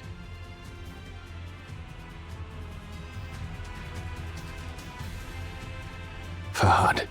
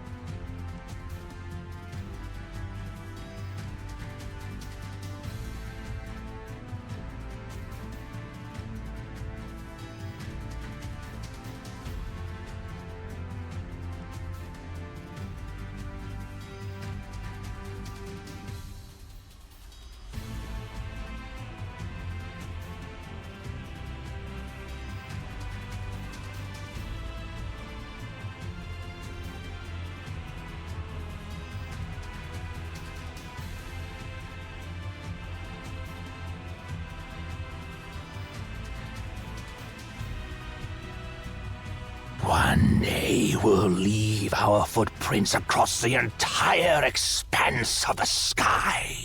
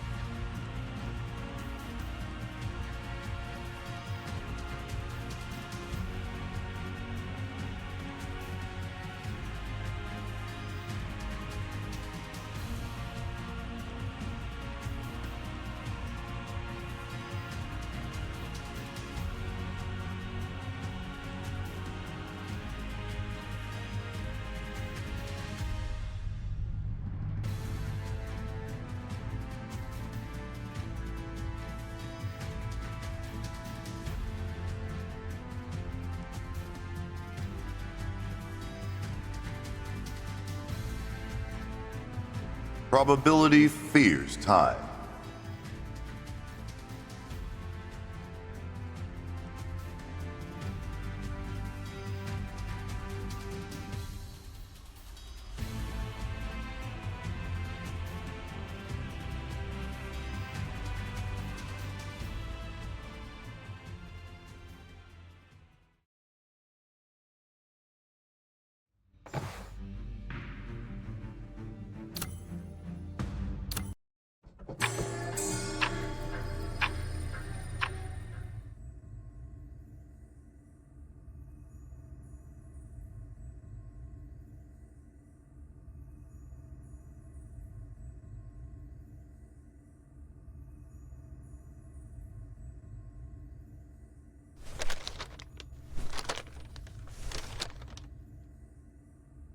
This is Sarvis's era.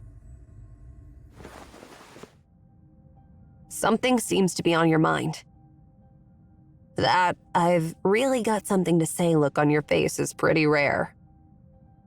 I think I've figured out why we've been entangled with Darius. Now I'm certain that the giant we encountered when we first entered the library, and the one we saw during our second meeting with Sarvis, are one and the same, Sia. It is Darius.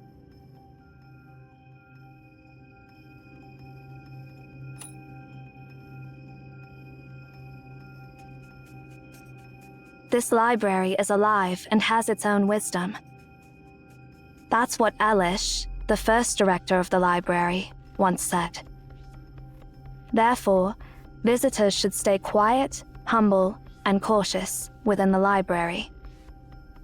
It is not recommended to speak, write, or daydream, for words and ideas carry power. The library is an anomaly, after all. It may give incredible responses to obsessive thoughts.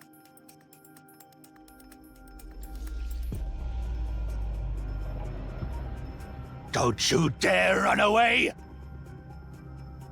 How dare you deceive me!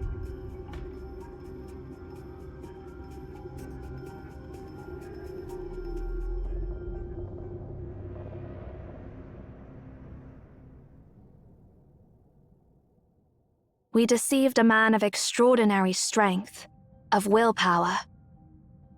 Obsessive ideas may stir up billowing waves in this ocean of thoughts. So, you're saying that the library distorted Darius, turning him into the giant that has been chasing us around? If that's the case, it explains why he hated our guts so much. After all, we shattered his world with that devastating lie.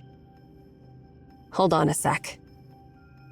So, we lied to Darius, and after he got distorted by the library, he stayed here for all those thousands of years, just to get revenge against us? According to our time machine, you met the giant before you met me. Thanks to him, our time machine met the future me and heard the prophecy. And that's how we started this totally messed up journey, right? How ironic. We went to Darius because we had already met him. Cause and effect become one in the Library of Babel. It's a loop. Why are you giving me that look? No, it's nothing. Just don't leave my sight without my permission, Ari. What are you talking about? That's a weird thing to say. Quit using that tone with me.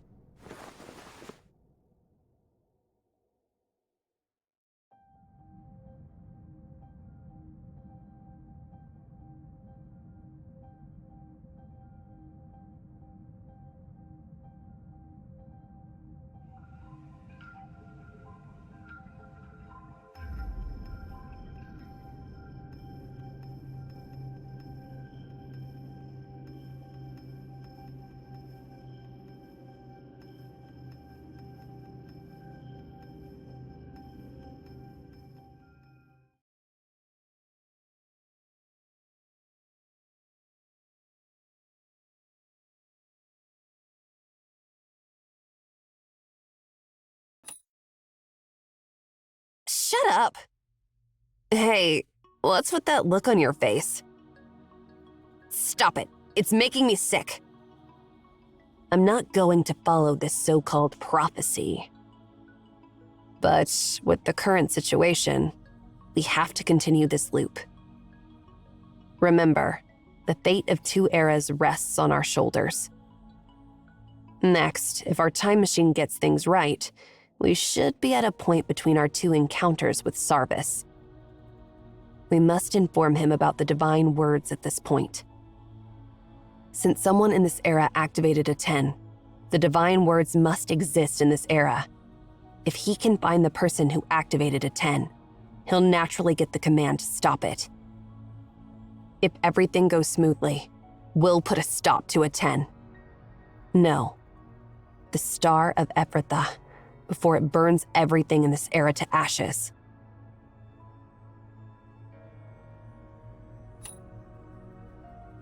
Try saying that again!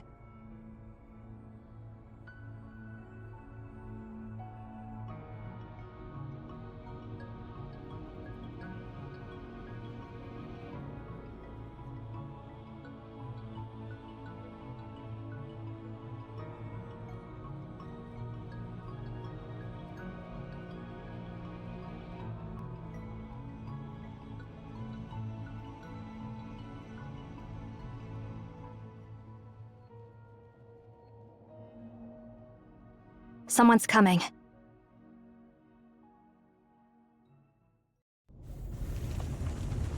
Those are Japhet soldiers.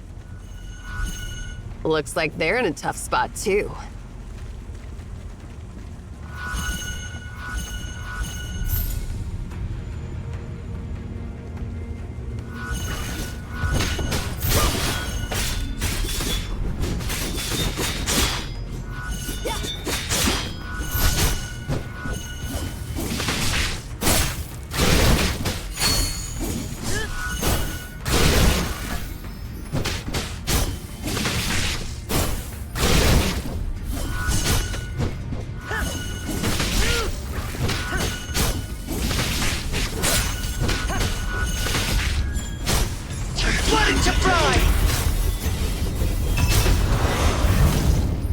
never expected someone to come to my rescue. Thank you so much. Wait, you're the Emeans who escaped from Lord Sarvis before? So what if we are? Are you planning to capture us and hand us over to your general? No, we Japhethians are anything but ungrateful. Anyway, it's good to see you. We've been searching for you.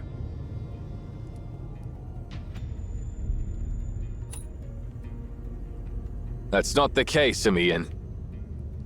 Lord Sarvis has encountered an extraordinary problem, and he says only Emeans can solve it. As I thought. Then what are we waiting for? Lead the way.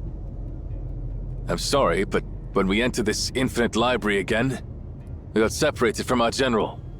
I have no clue where he could be now. The path ahead takes us back to where we came from. Let's head in that direction. Aren't you coming with us?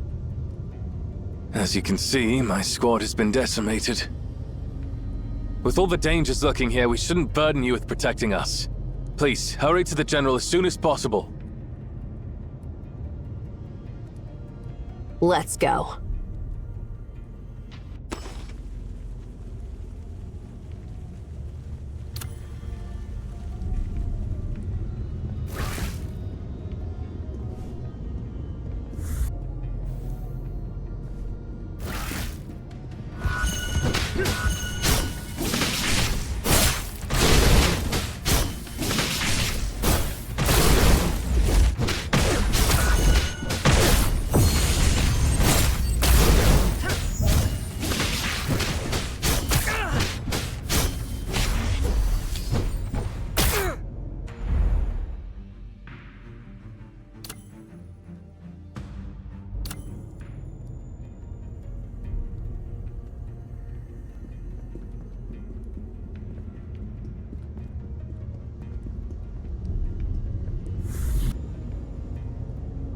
We're entering the unknown sector. Finding someone in the unknown sector. This is simply a living nightmare. Let's hope that general didn't go too deep.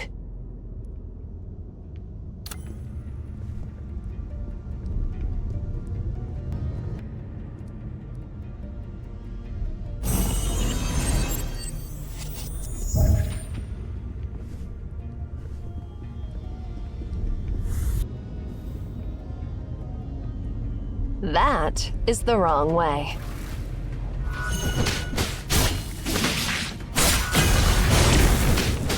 Flooding to fry!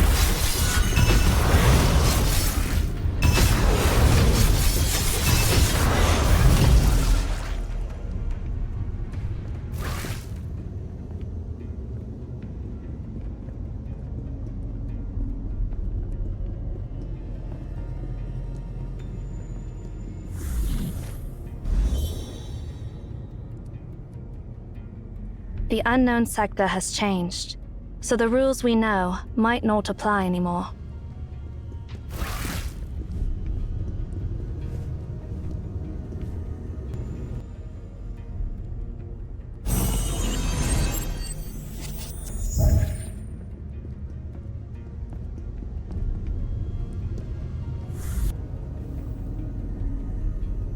That is the wrong way.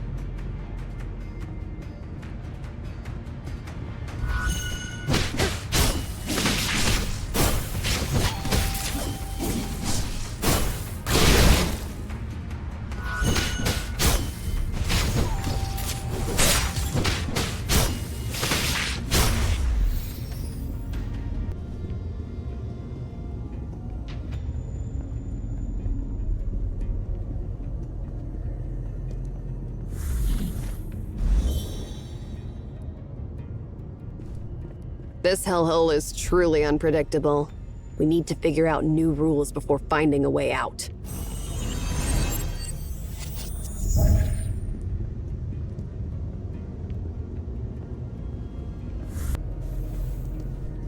The one surrounded up ahead is Sarvis. Let's wait until he's worn out, and then we'll have the perfect chance to strike. Hey, why are you giving me that look? All right, fine. We'll rescue him. To fry! Oh, it's you. Thank you for your help, Emeon. A spark of inspiration! I apologize for my rudeness earlier, and I would like to do my best to clear up the misunderstanding I caused. Looks like you've run into a bit of But trouble. I'm afraid we don't have time for that now. Allow me to get straight to the point. Do you happen to know how to deactivate the God of the Sun?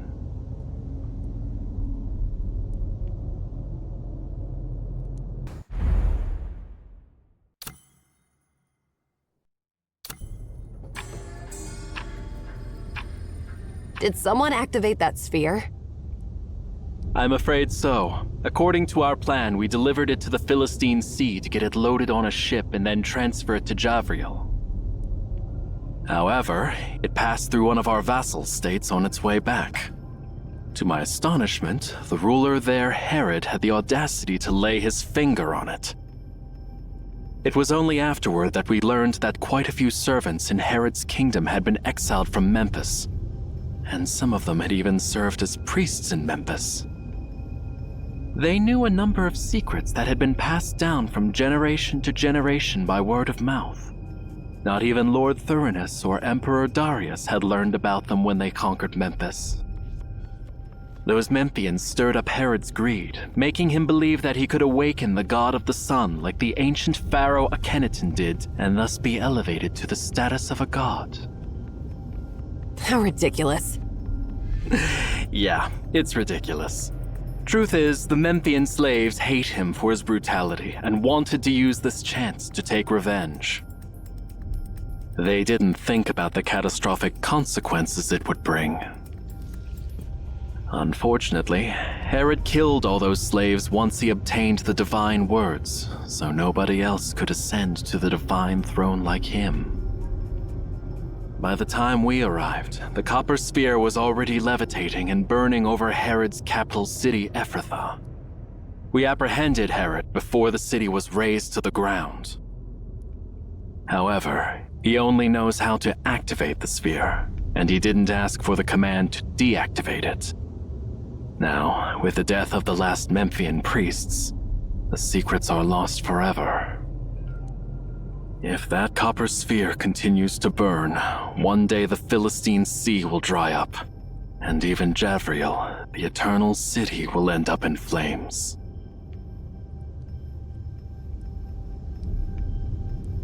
Fortunately, I had met you in the Library of Babel. I remembered you had mentioned that the copper sphere could be deactivated. So, we rushed back here to seek your help. Such is the situation. If you know how to stop this world from ending up in flames, I'm willing to offer whatever I can in return.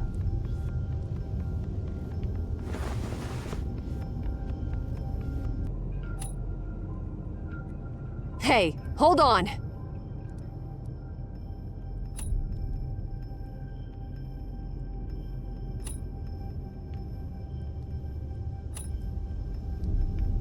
You've told him already? The language of the gods is a palindrome.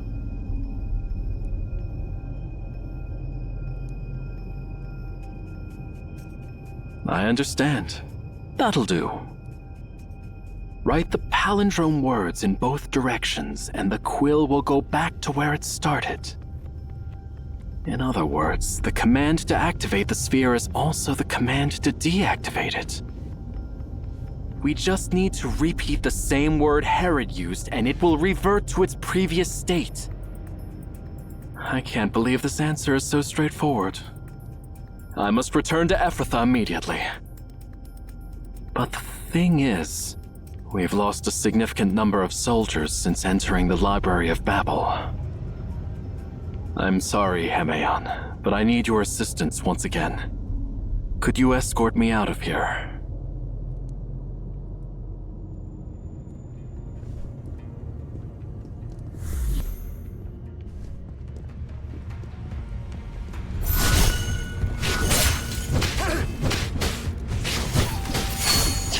To fry!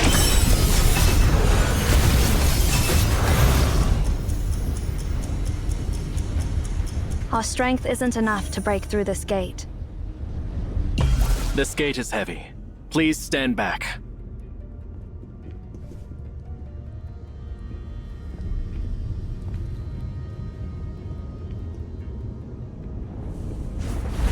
Thank goodness we didn't fight him earlier. Sorry, I couldn't hear you because of the noise. What did you say? Oh, it's nothing.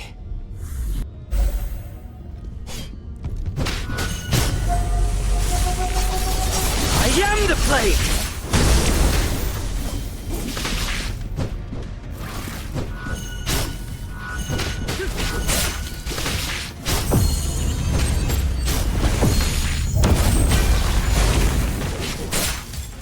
Flooding to fry!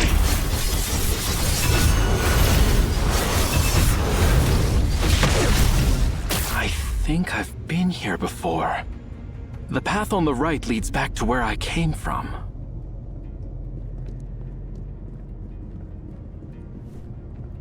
Jeez, not another one of those annoying stone gates. Don't worry. My strength should be enough to break through it. However, I've just exerted a lot of energy. Give me a moment to catch my breath. Fine. Take a step back, Sia. They started following us before I even noticed. What a bunch of eyesores. A spark of inspiration! Pluck the heartstrings.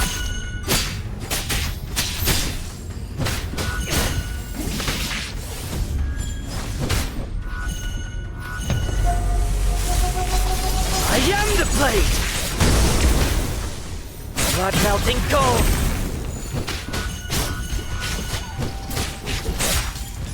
Flooding to fry! The door's been breached. Let's follow him and not waste time dealing with those creatures.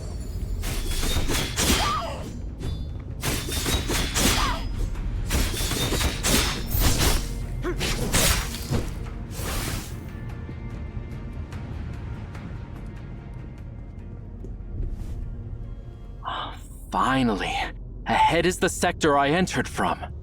One must exit from where they entered. Such is the wise words from the Emeons who guided me here. Thank you for escorting me here. Hey, Mr. General. Although we didn't request payment, it's okay to ask for a favor, right? Of course. Just let me know whatever you want. Well, when you go back and see Harrod again, please make a copy of the divine words he tells you and give it to us.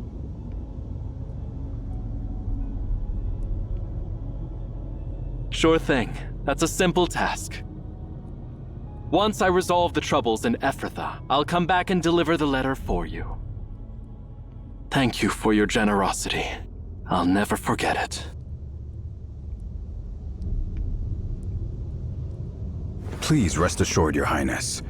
Sarvis is one of the few generals who possesses both wisdom and bravery. He will be safe. But he's been inside all night.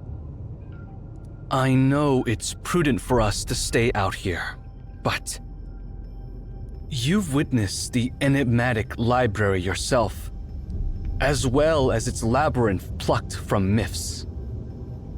Will Sarvis return safe and sound this time? Your Highness, High Priest. Sarvis, you're back! Yes, and I bring good tidings. I found the peculiar Emeon I mentioned last time, and they instructed me how to deactivate the God of the Sun. Excellent. This library truly holds the answers to all questions in the world.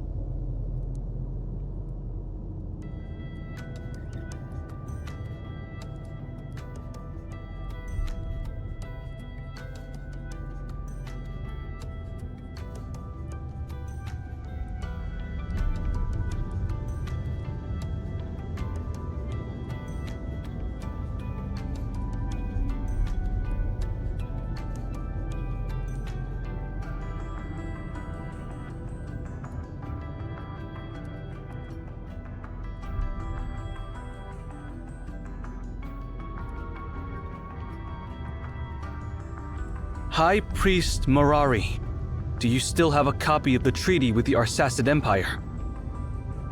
I can have the scribe immediately draft a new one, Your Highness. What do you mean, Your Highness? I will sign it. Tell our soldiers that we are no longer at war with Obed. Let's go back. Once we resolve the issue in Ephrathah, we will make our way back home. May I ask the reason behind your change of heart, Your Highness? Look at that burning star. If there's anything like divine revelation in the world, it probably looks like that. Wouldn't you agree? No. Japheth is not ready to confront such power. My father has been invincible throughout his life. He forged his great empire in his 30s. I heard that he was frustrated at the thought of spending the remainder of his days governing rather than conquering.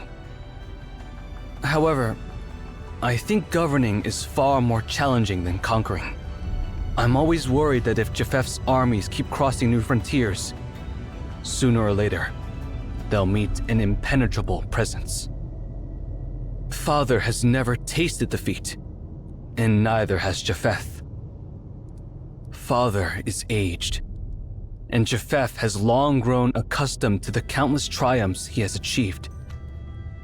If, one day, Japheth fails to sustain its momentum of conquest, if, one day, the tip of Japheth's spear finally shatters against a towering wall never before encountered, how do you think the people of Japheth would feel in such a moment? Pride renders one fragile, and when it breaks, it shatters the heart into pieces. Now, seeing that newborn star, I think we've reached a towering wall that casts its shadow over Japheth. Undoubtedly, there are forces in this world that surpass the limits of human imagination. This library, capable of harnessing even the power of that star, lies far beyond our dominion. We are not yet prepared to venture into the realm of gods. I concur, Your Highness. It is time to head back. Since Emien has guarded his power for so long, let it be. There must be reasons why this tower has stood undisturbed for thousands of years. Until we understand those reasons, we must not disturb the balance. No, we shouldn't even touch it. It'd be best if all of us stayed away from it, neither to inquire nor to disturb it, lest it bring a catastrophe down upon us. While my words may appear disrespectful, His Majesty's order to retrieve the God of the Sun and the situation we are facing serve as compelling evidence. I agree with your decision to retreat, Your Highness. However, if we ignore the blaze of the star and the impending destruction it brings, it is beautiful, like a real celestial body. Now we know beyond a shadow of a doubt that someone, or some being, crafted it. How extraordinary is it to craft a star? If I had the chance, I would love to see the hands that forged the star.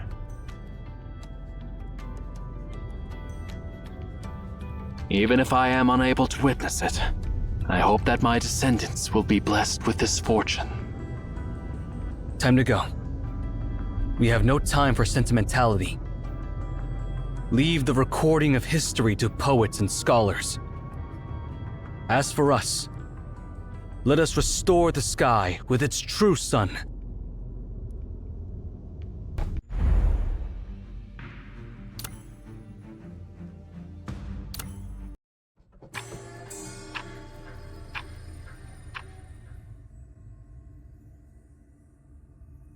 Now this farce can finally come to an end. Once we return to the time sector where we met Sarvis for the second time, we'll learn the divine words to stop Aten. What are you waiting for, Time Machine? Activate your magical time travel ability, all right?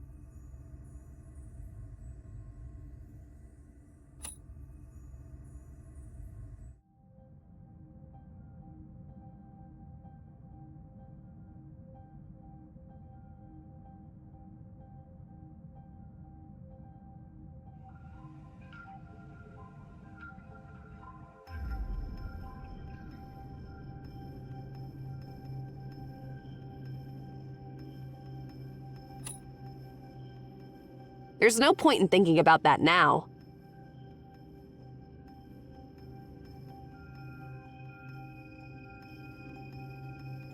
This world has seen its fair share of ancient mysteries that have been passed down to the present, only to be used by people with ill intentions. Even if someone is trying to activate a 10, we now know how to deactivate it. That's all that matters.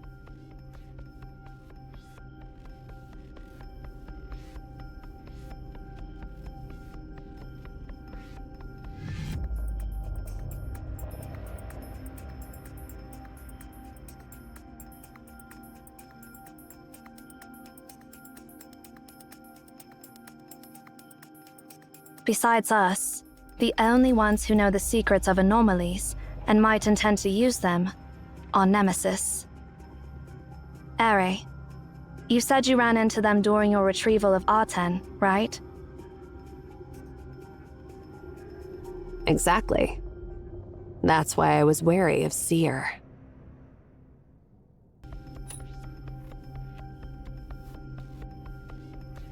All deeds have consequences.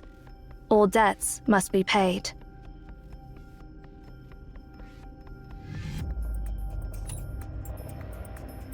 That's their motto. How can I give you a brief explanation?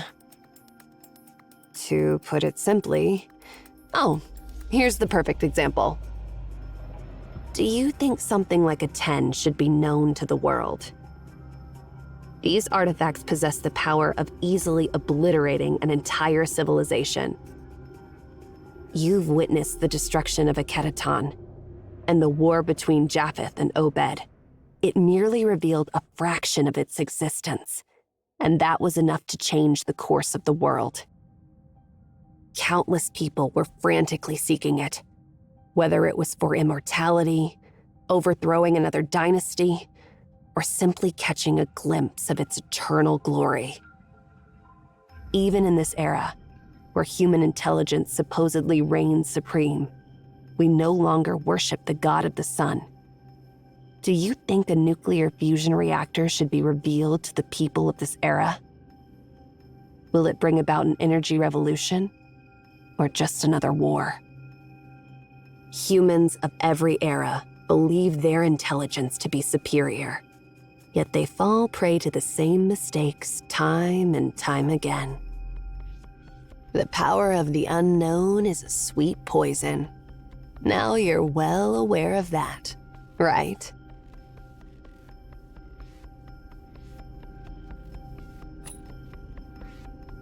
That's why we've decided to hide its existence from the world. To safeguard them from any intrusion or exploitation. Let it fade away until its very existence falls into oblivion.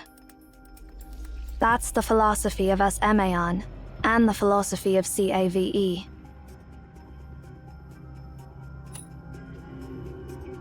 Emaon is merely the secret society watching over Obed.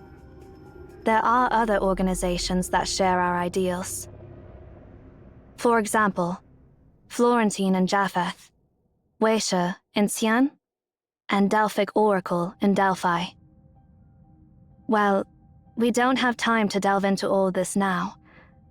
Once we leave here, you'll be formally introduced to the rest of the Alliance as the new director of Emaon, and you'll learn who they are for yourself. Speaking of that, we need to mention another group of people. Not everyone shares the same attitude on such matters. There's another group. Well, they're not all a bunch of bad guys, but their philosophy differs from ours. While some people want to stow away unknown power, others want to exploit it. Nemesis belongs to the latter. They see it as something that can propel human civilization forward by hundreds of years, if thoroughly studied. And they see no reason to set it aside instead of utilizing it. As for how such actions may affect a society, they don't care at all.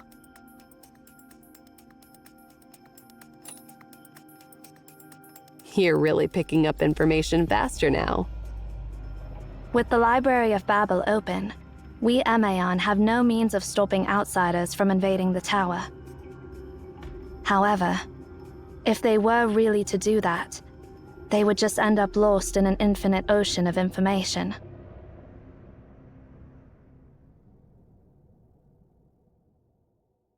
If only the future version of you had provided us with more information. Oh, what? Blaming me again? No, I have no intention of blaming you.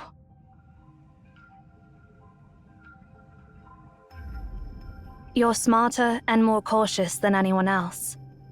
It wasn't your style to deliver such an ambiguous message.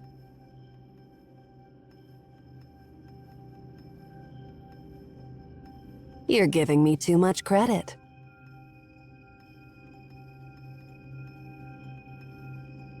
Indeed.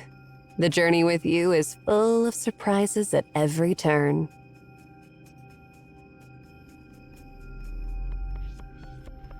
Well, this trip is definitely not boring.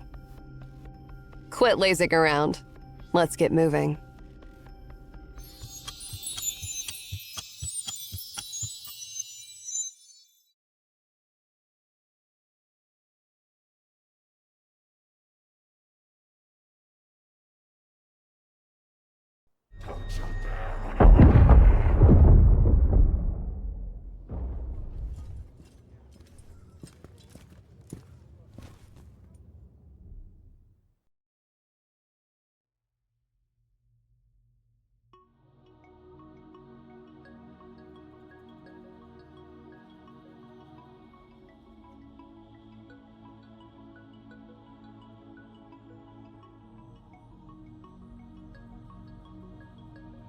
Don't you ever wonder how two groups of the same people can show up at the same time?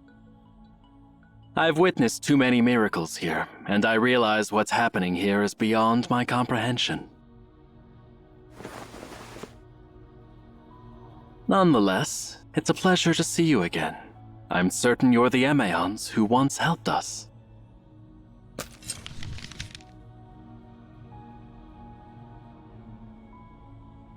As promised, I've brought you a copy of the Divine Words.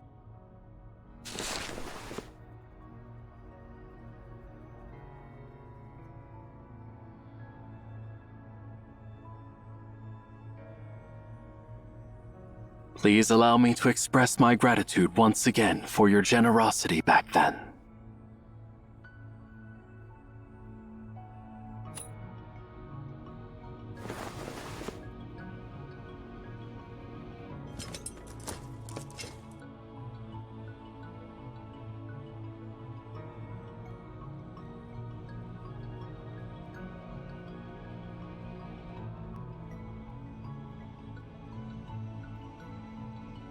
I understand that you Emaons have your own principles of conduct and you don't want your deeds to be publicized. But I promise you, even if the people of Japheth don't know what they've been saved from, I'll never forget your heroic deed. I'll never forget your noble character and selflessness. If you ever find yourself in trouble in the future, I'll assist you in any way I can.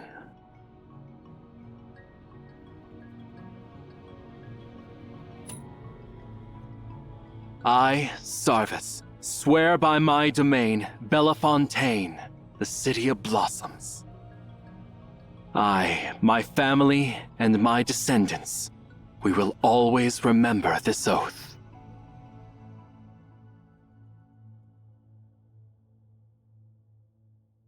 From now to eternity.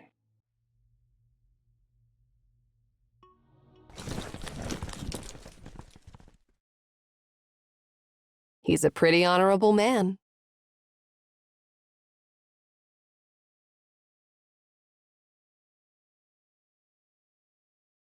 Bellefontaine. Sarvis. So, he is the first leader of Florentine. Sarvis Florentine. I see. Our initial connection with Florentine was actually because of you.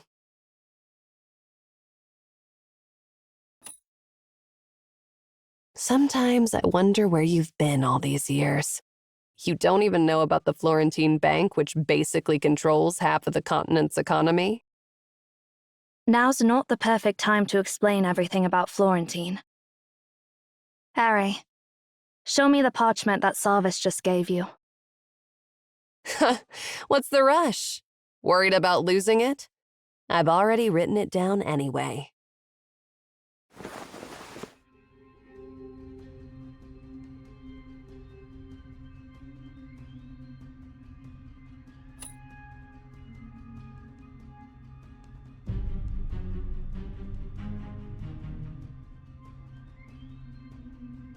Zero. You know what? I'm really grateful that you're the one who's been with me on this journey.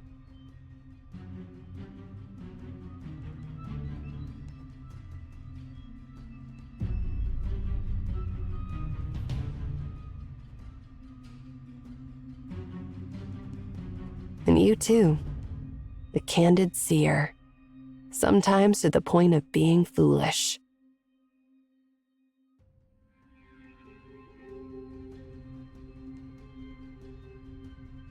I'm glad I have you as my partners. That's why my plan went so smoothly.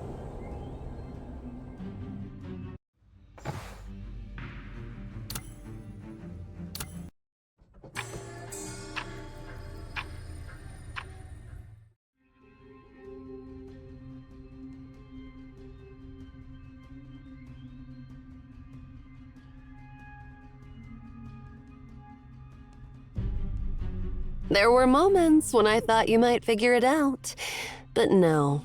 You just stayed at the edge of truth and refused to step forward. But why? Let me guess.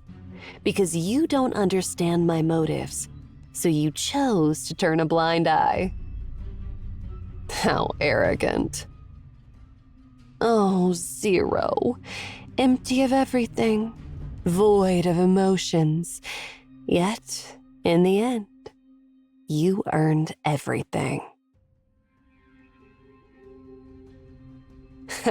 See? You really don't understand the feelings of an underdog like me, do you? I am his granddaughter. I am the rightful heir to the library. But that day, he brought you back. And then you took everything away from me. Are you done? Stop pretending to be a sad clown. That's not who you are. What do you really want?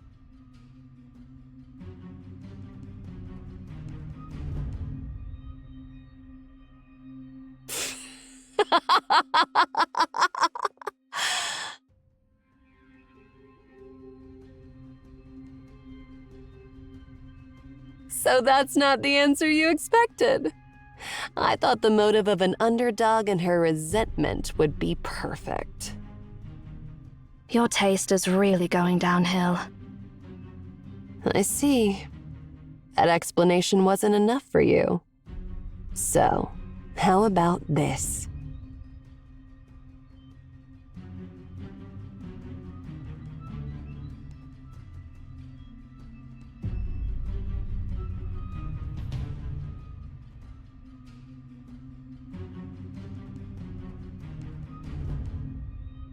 I'm simply tired of it all.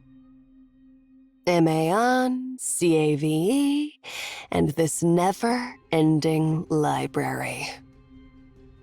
I've wanted to destroy everything here for a long time.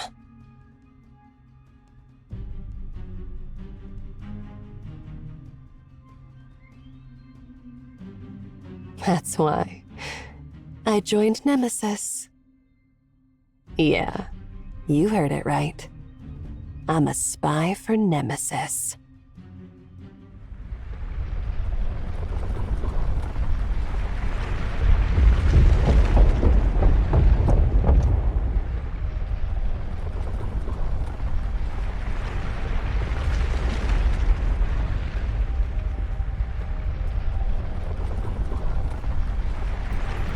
Oh, perfect timing. I'm sorry, but I'm not the type of arch-villain who dies from talking too much. But you two? You're the fools who actually sit there and listen to your enemy's meandering monologues.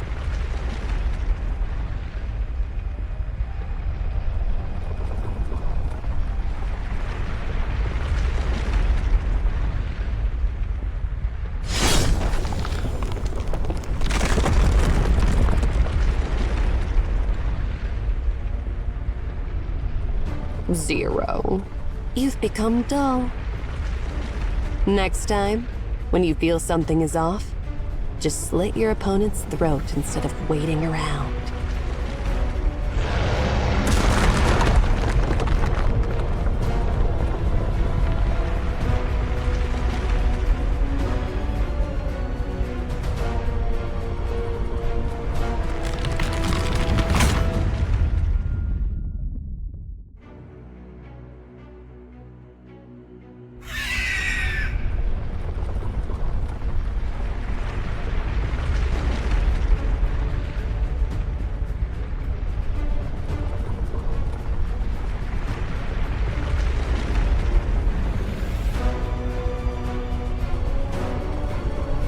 Goodbye.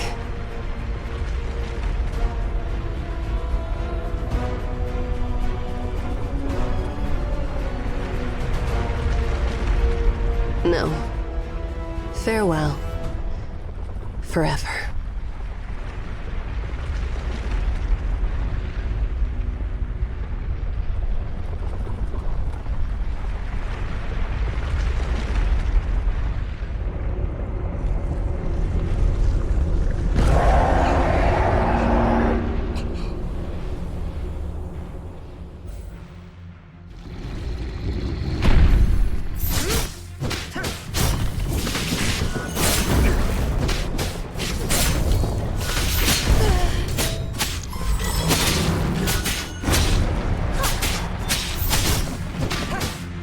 Melting gold!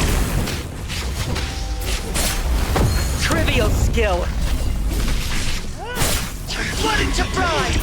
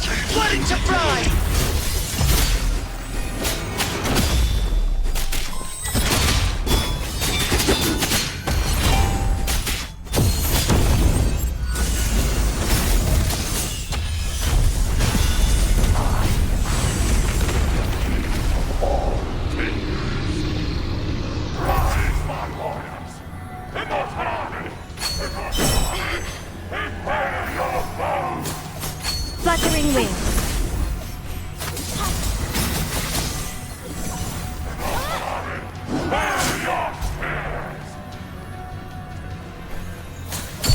Fluttering wings. 4.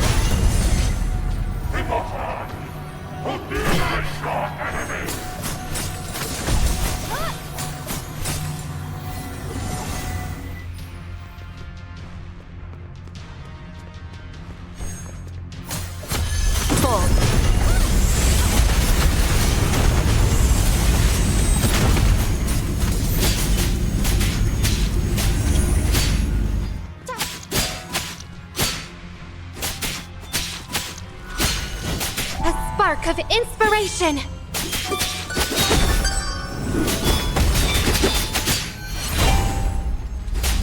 No room for error.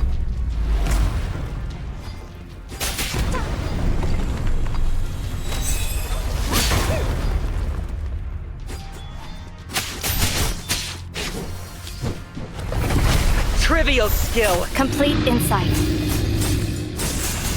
Fluttering wings. End it all. Fluttering wings.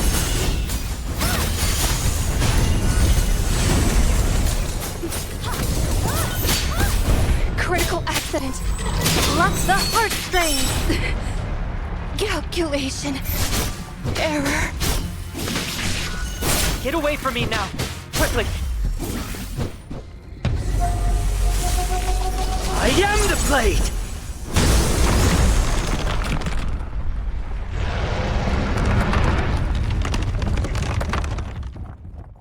Let's go.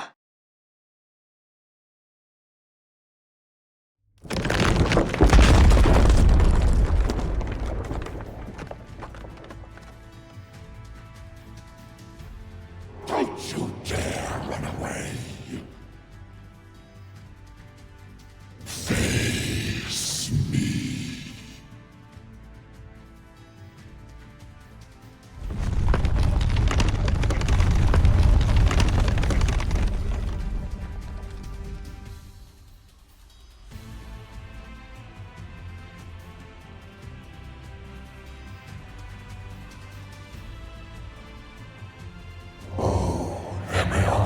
From the future.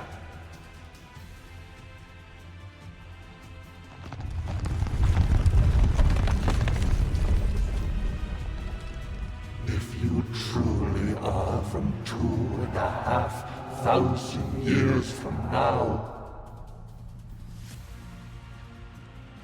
tell me. Tell me.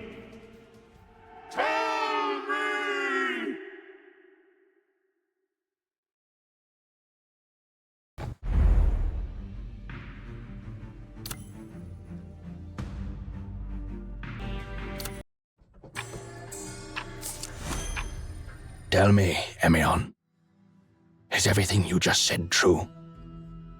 I believe you're aware that I've showered you with the utmost respect from an emperor.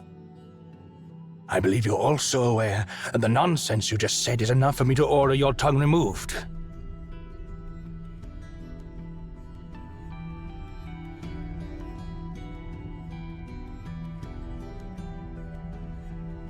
I've conquered the South, reaching the edge of the world.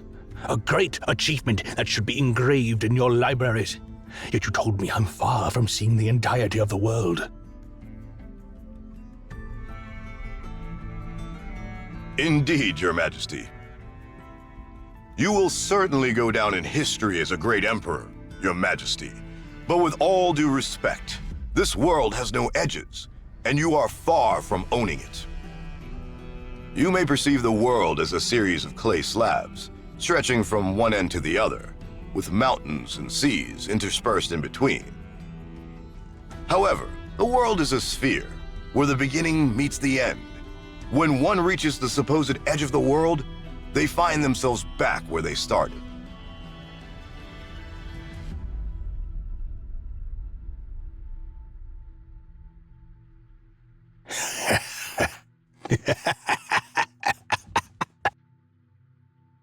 What an absurd statement. It's been quite some time since someone dared to be so audacious in my court. Nevertheless, I shall allow you to continue your discourse purely for the sake of entertainment. However, if your words bore me, it'll be more than just your tongue that I remove. You claim that the world is a sphere. Very well. Prove it to me. Yes, Your Majesty. As an emperor who has conquered numerous lands, you must be aware that the North Star appears higher in the sky the further north one travels, and conversely, it appears lower in the southern regions. When observing a ship approaching from the horizon, one perceives the mast before the deck becomes visible.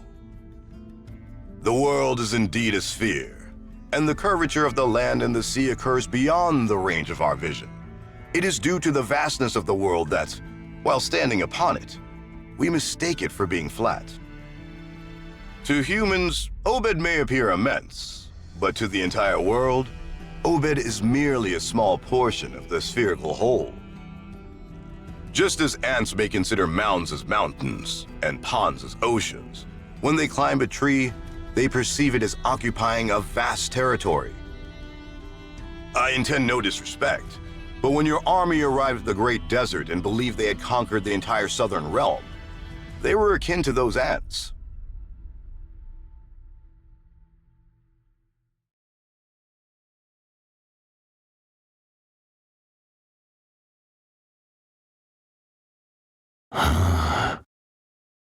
Why a sphere? Because a sphere is the most perfect shape in existence. Natural forces strive to minimize the size of objects in all dimensions. A sphere possesses the smallest surface area for a given enclosed volume. It epitomizes perfection. I don't quite understand the ramblings of your crazy mind, but I can grasp that you consider the sphere to be the most favored shape. Indeed, Your Majesty. If your claims hold true, then regardless of how far I traverse, I shall never surpass its boundaries and merely return to my starting point. That is correct.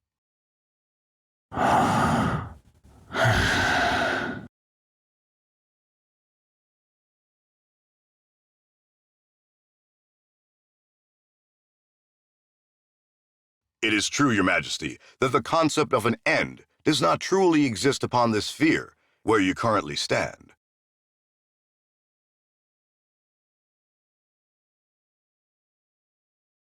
I implore you to direct your attention there.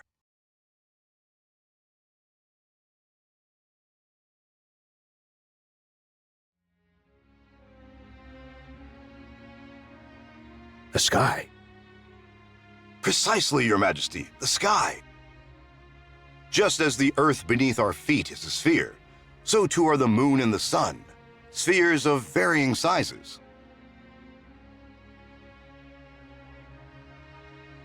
If the stars in the sky are indeed, as you claim, spheres, and the ground beneath our feet is but an inconsequential fragment from one of these spheres, doesn't that mean that all the land I've conquered so far is but a speck of dust in a vast sea of sand? It may be just a speck of dust, but it's a precious speck of dust, and our homeland. However, it's undeniable that it is, after all, just a speck of dust. Perhaps only by traversing this desert, which contains countless specks of dust, will you truly reach the end of the world. Are you frustrated by this revelation, Your Majesty? It's a capital offense to try to speculate on the mind of an emperor. Please, forgive my audacity.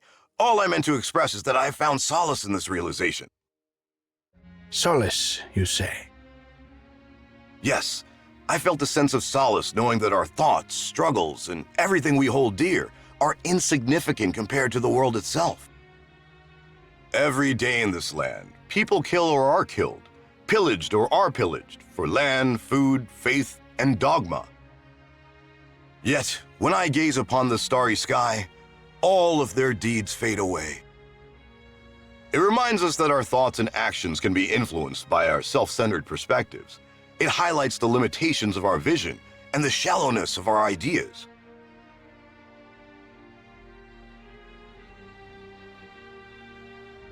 The world does not revolve around us, not even the ground beneath our feet. Consider how an adult perceives a toddler's cries.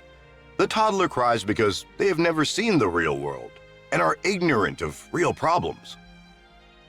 However, with this revelation, you would understand that the difficulties and confusion you currently face are, in the grand scheme, similar to a toddler's cry. Look at the curtain of stars above you. It will make us reevaluate the value of all people to one another and the value of people to the world.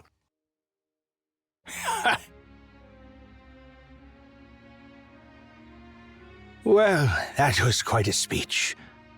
You've asked if I'm frustrated, but it seems you're the one who is frustrated.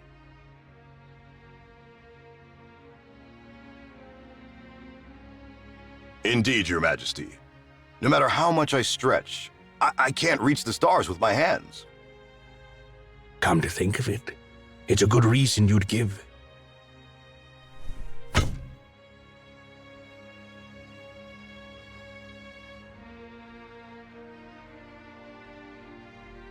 Such is your greatest insolence. You, a mere mortal, dare to speculate on the thoughts of the King of all kings. Do you think my silence was because of frustration? Ridiculous. How ridiculous. Do you understand what it means to tell the King of all kings that there are countless other worlds like ours?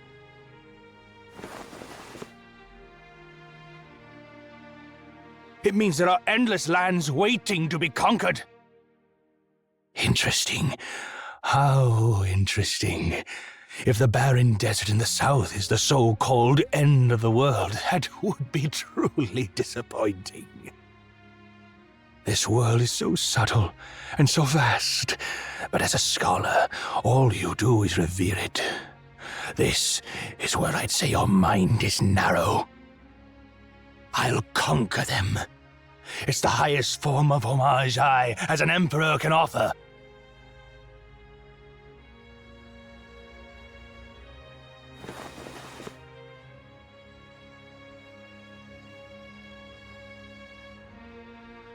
I am delighted that you are the ruler of this land, Your Majesty.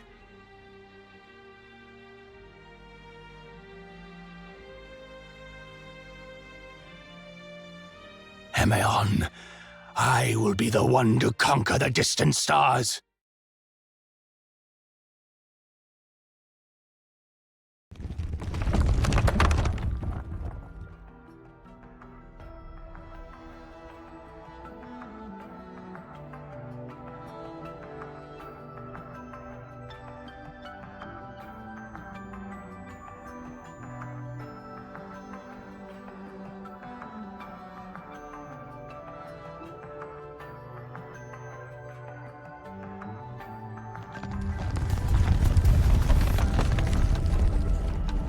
Tell me, Emeons from the future, tell me.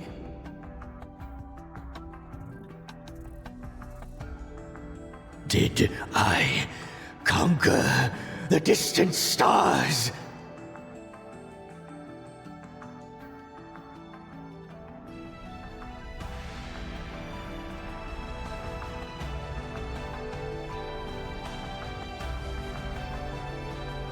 You truly are my favorite servant, Farhad. Arise, for I shall share my glory and dreams with you. One day we'll leave our footprints across the entire expanse of the sky.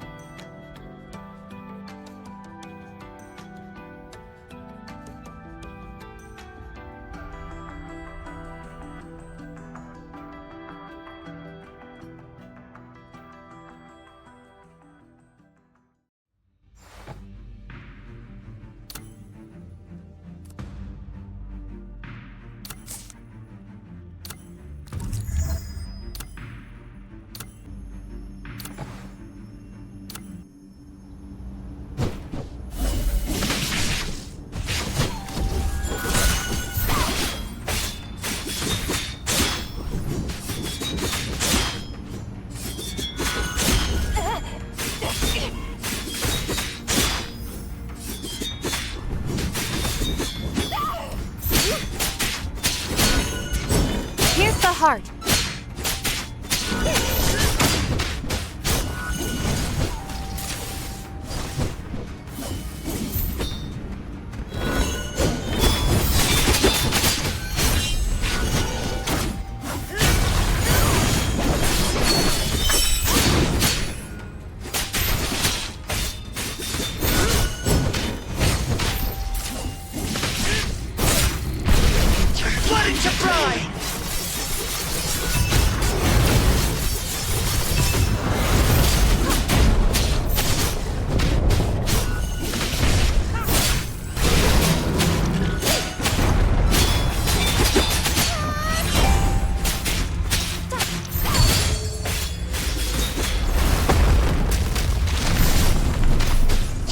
Flooding to fry!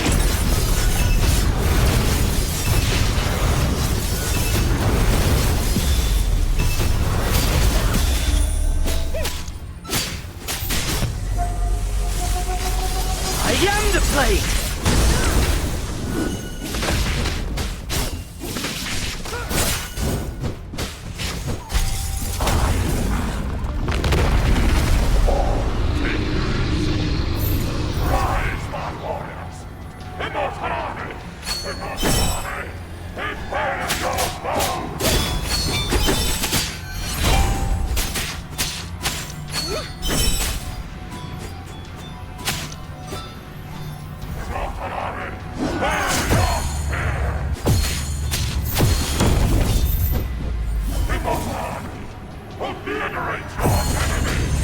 A spark of inspiration!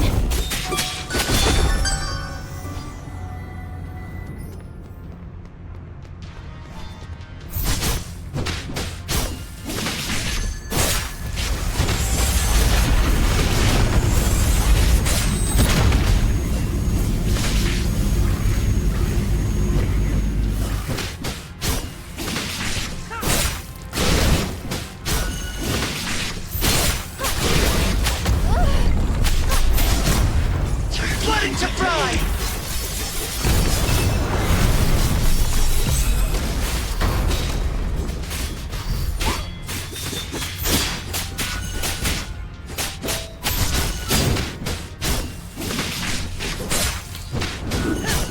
Trivial skill!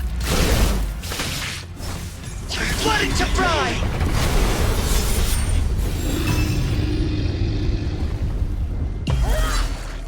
Time to sound the retreat. When the Lord of Weaponry marches to battle, victory is assured.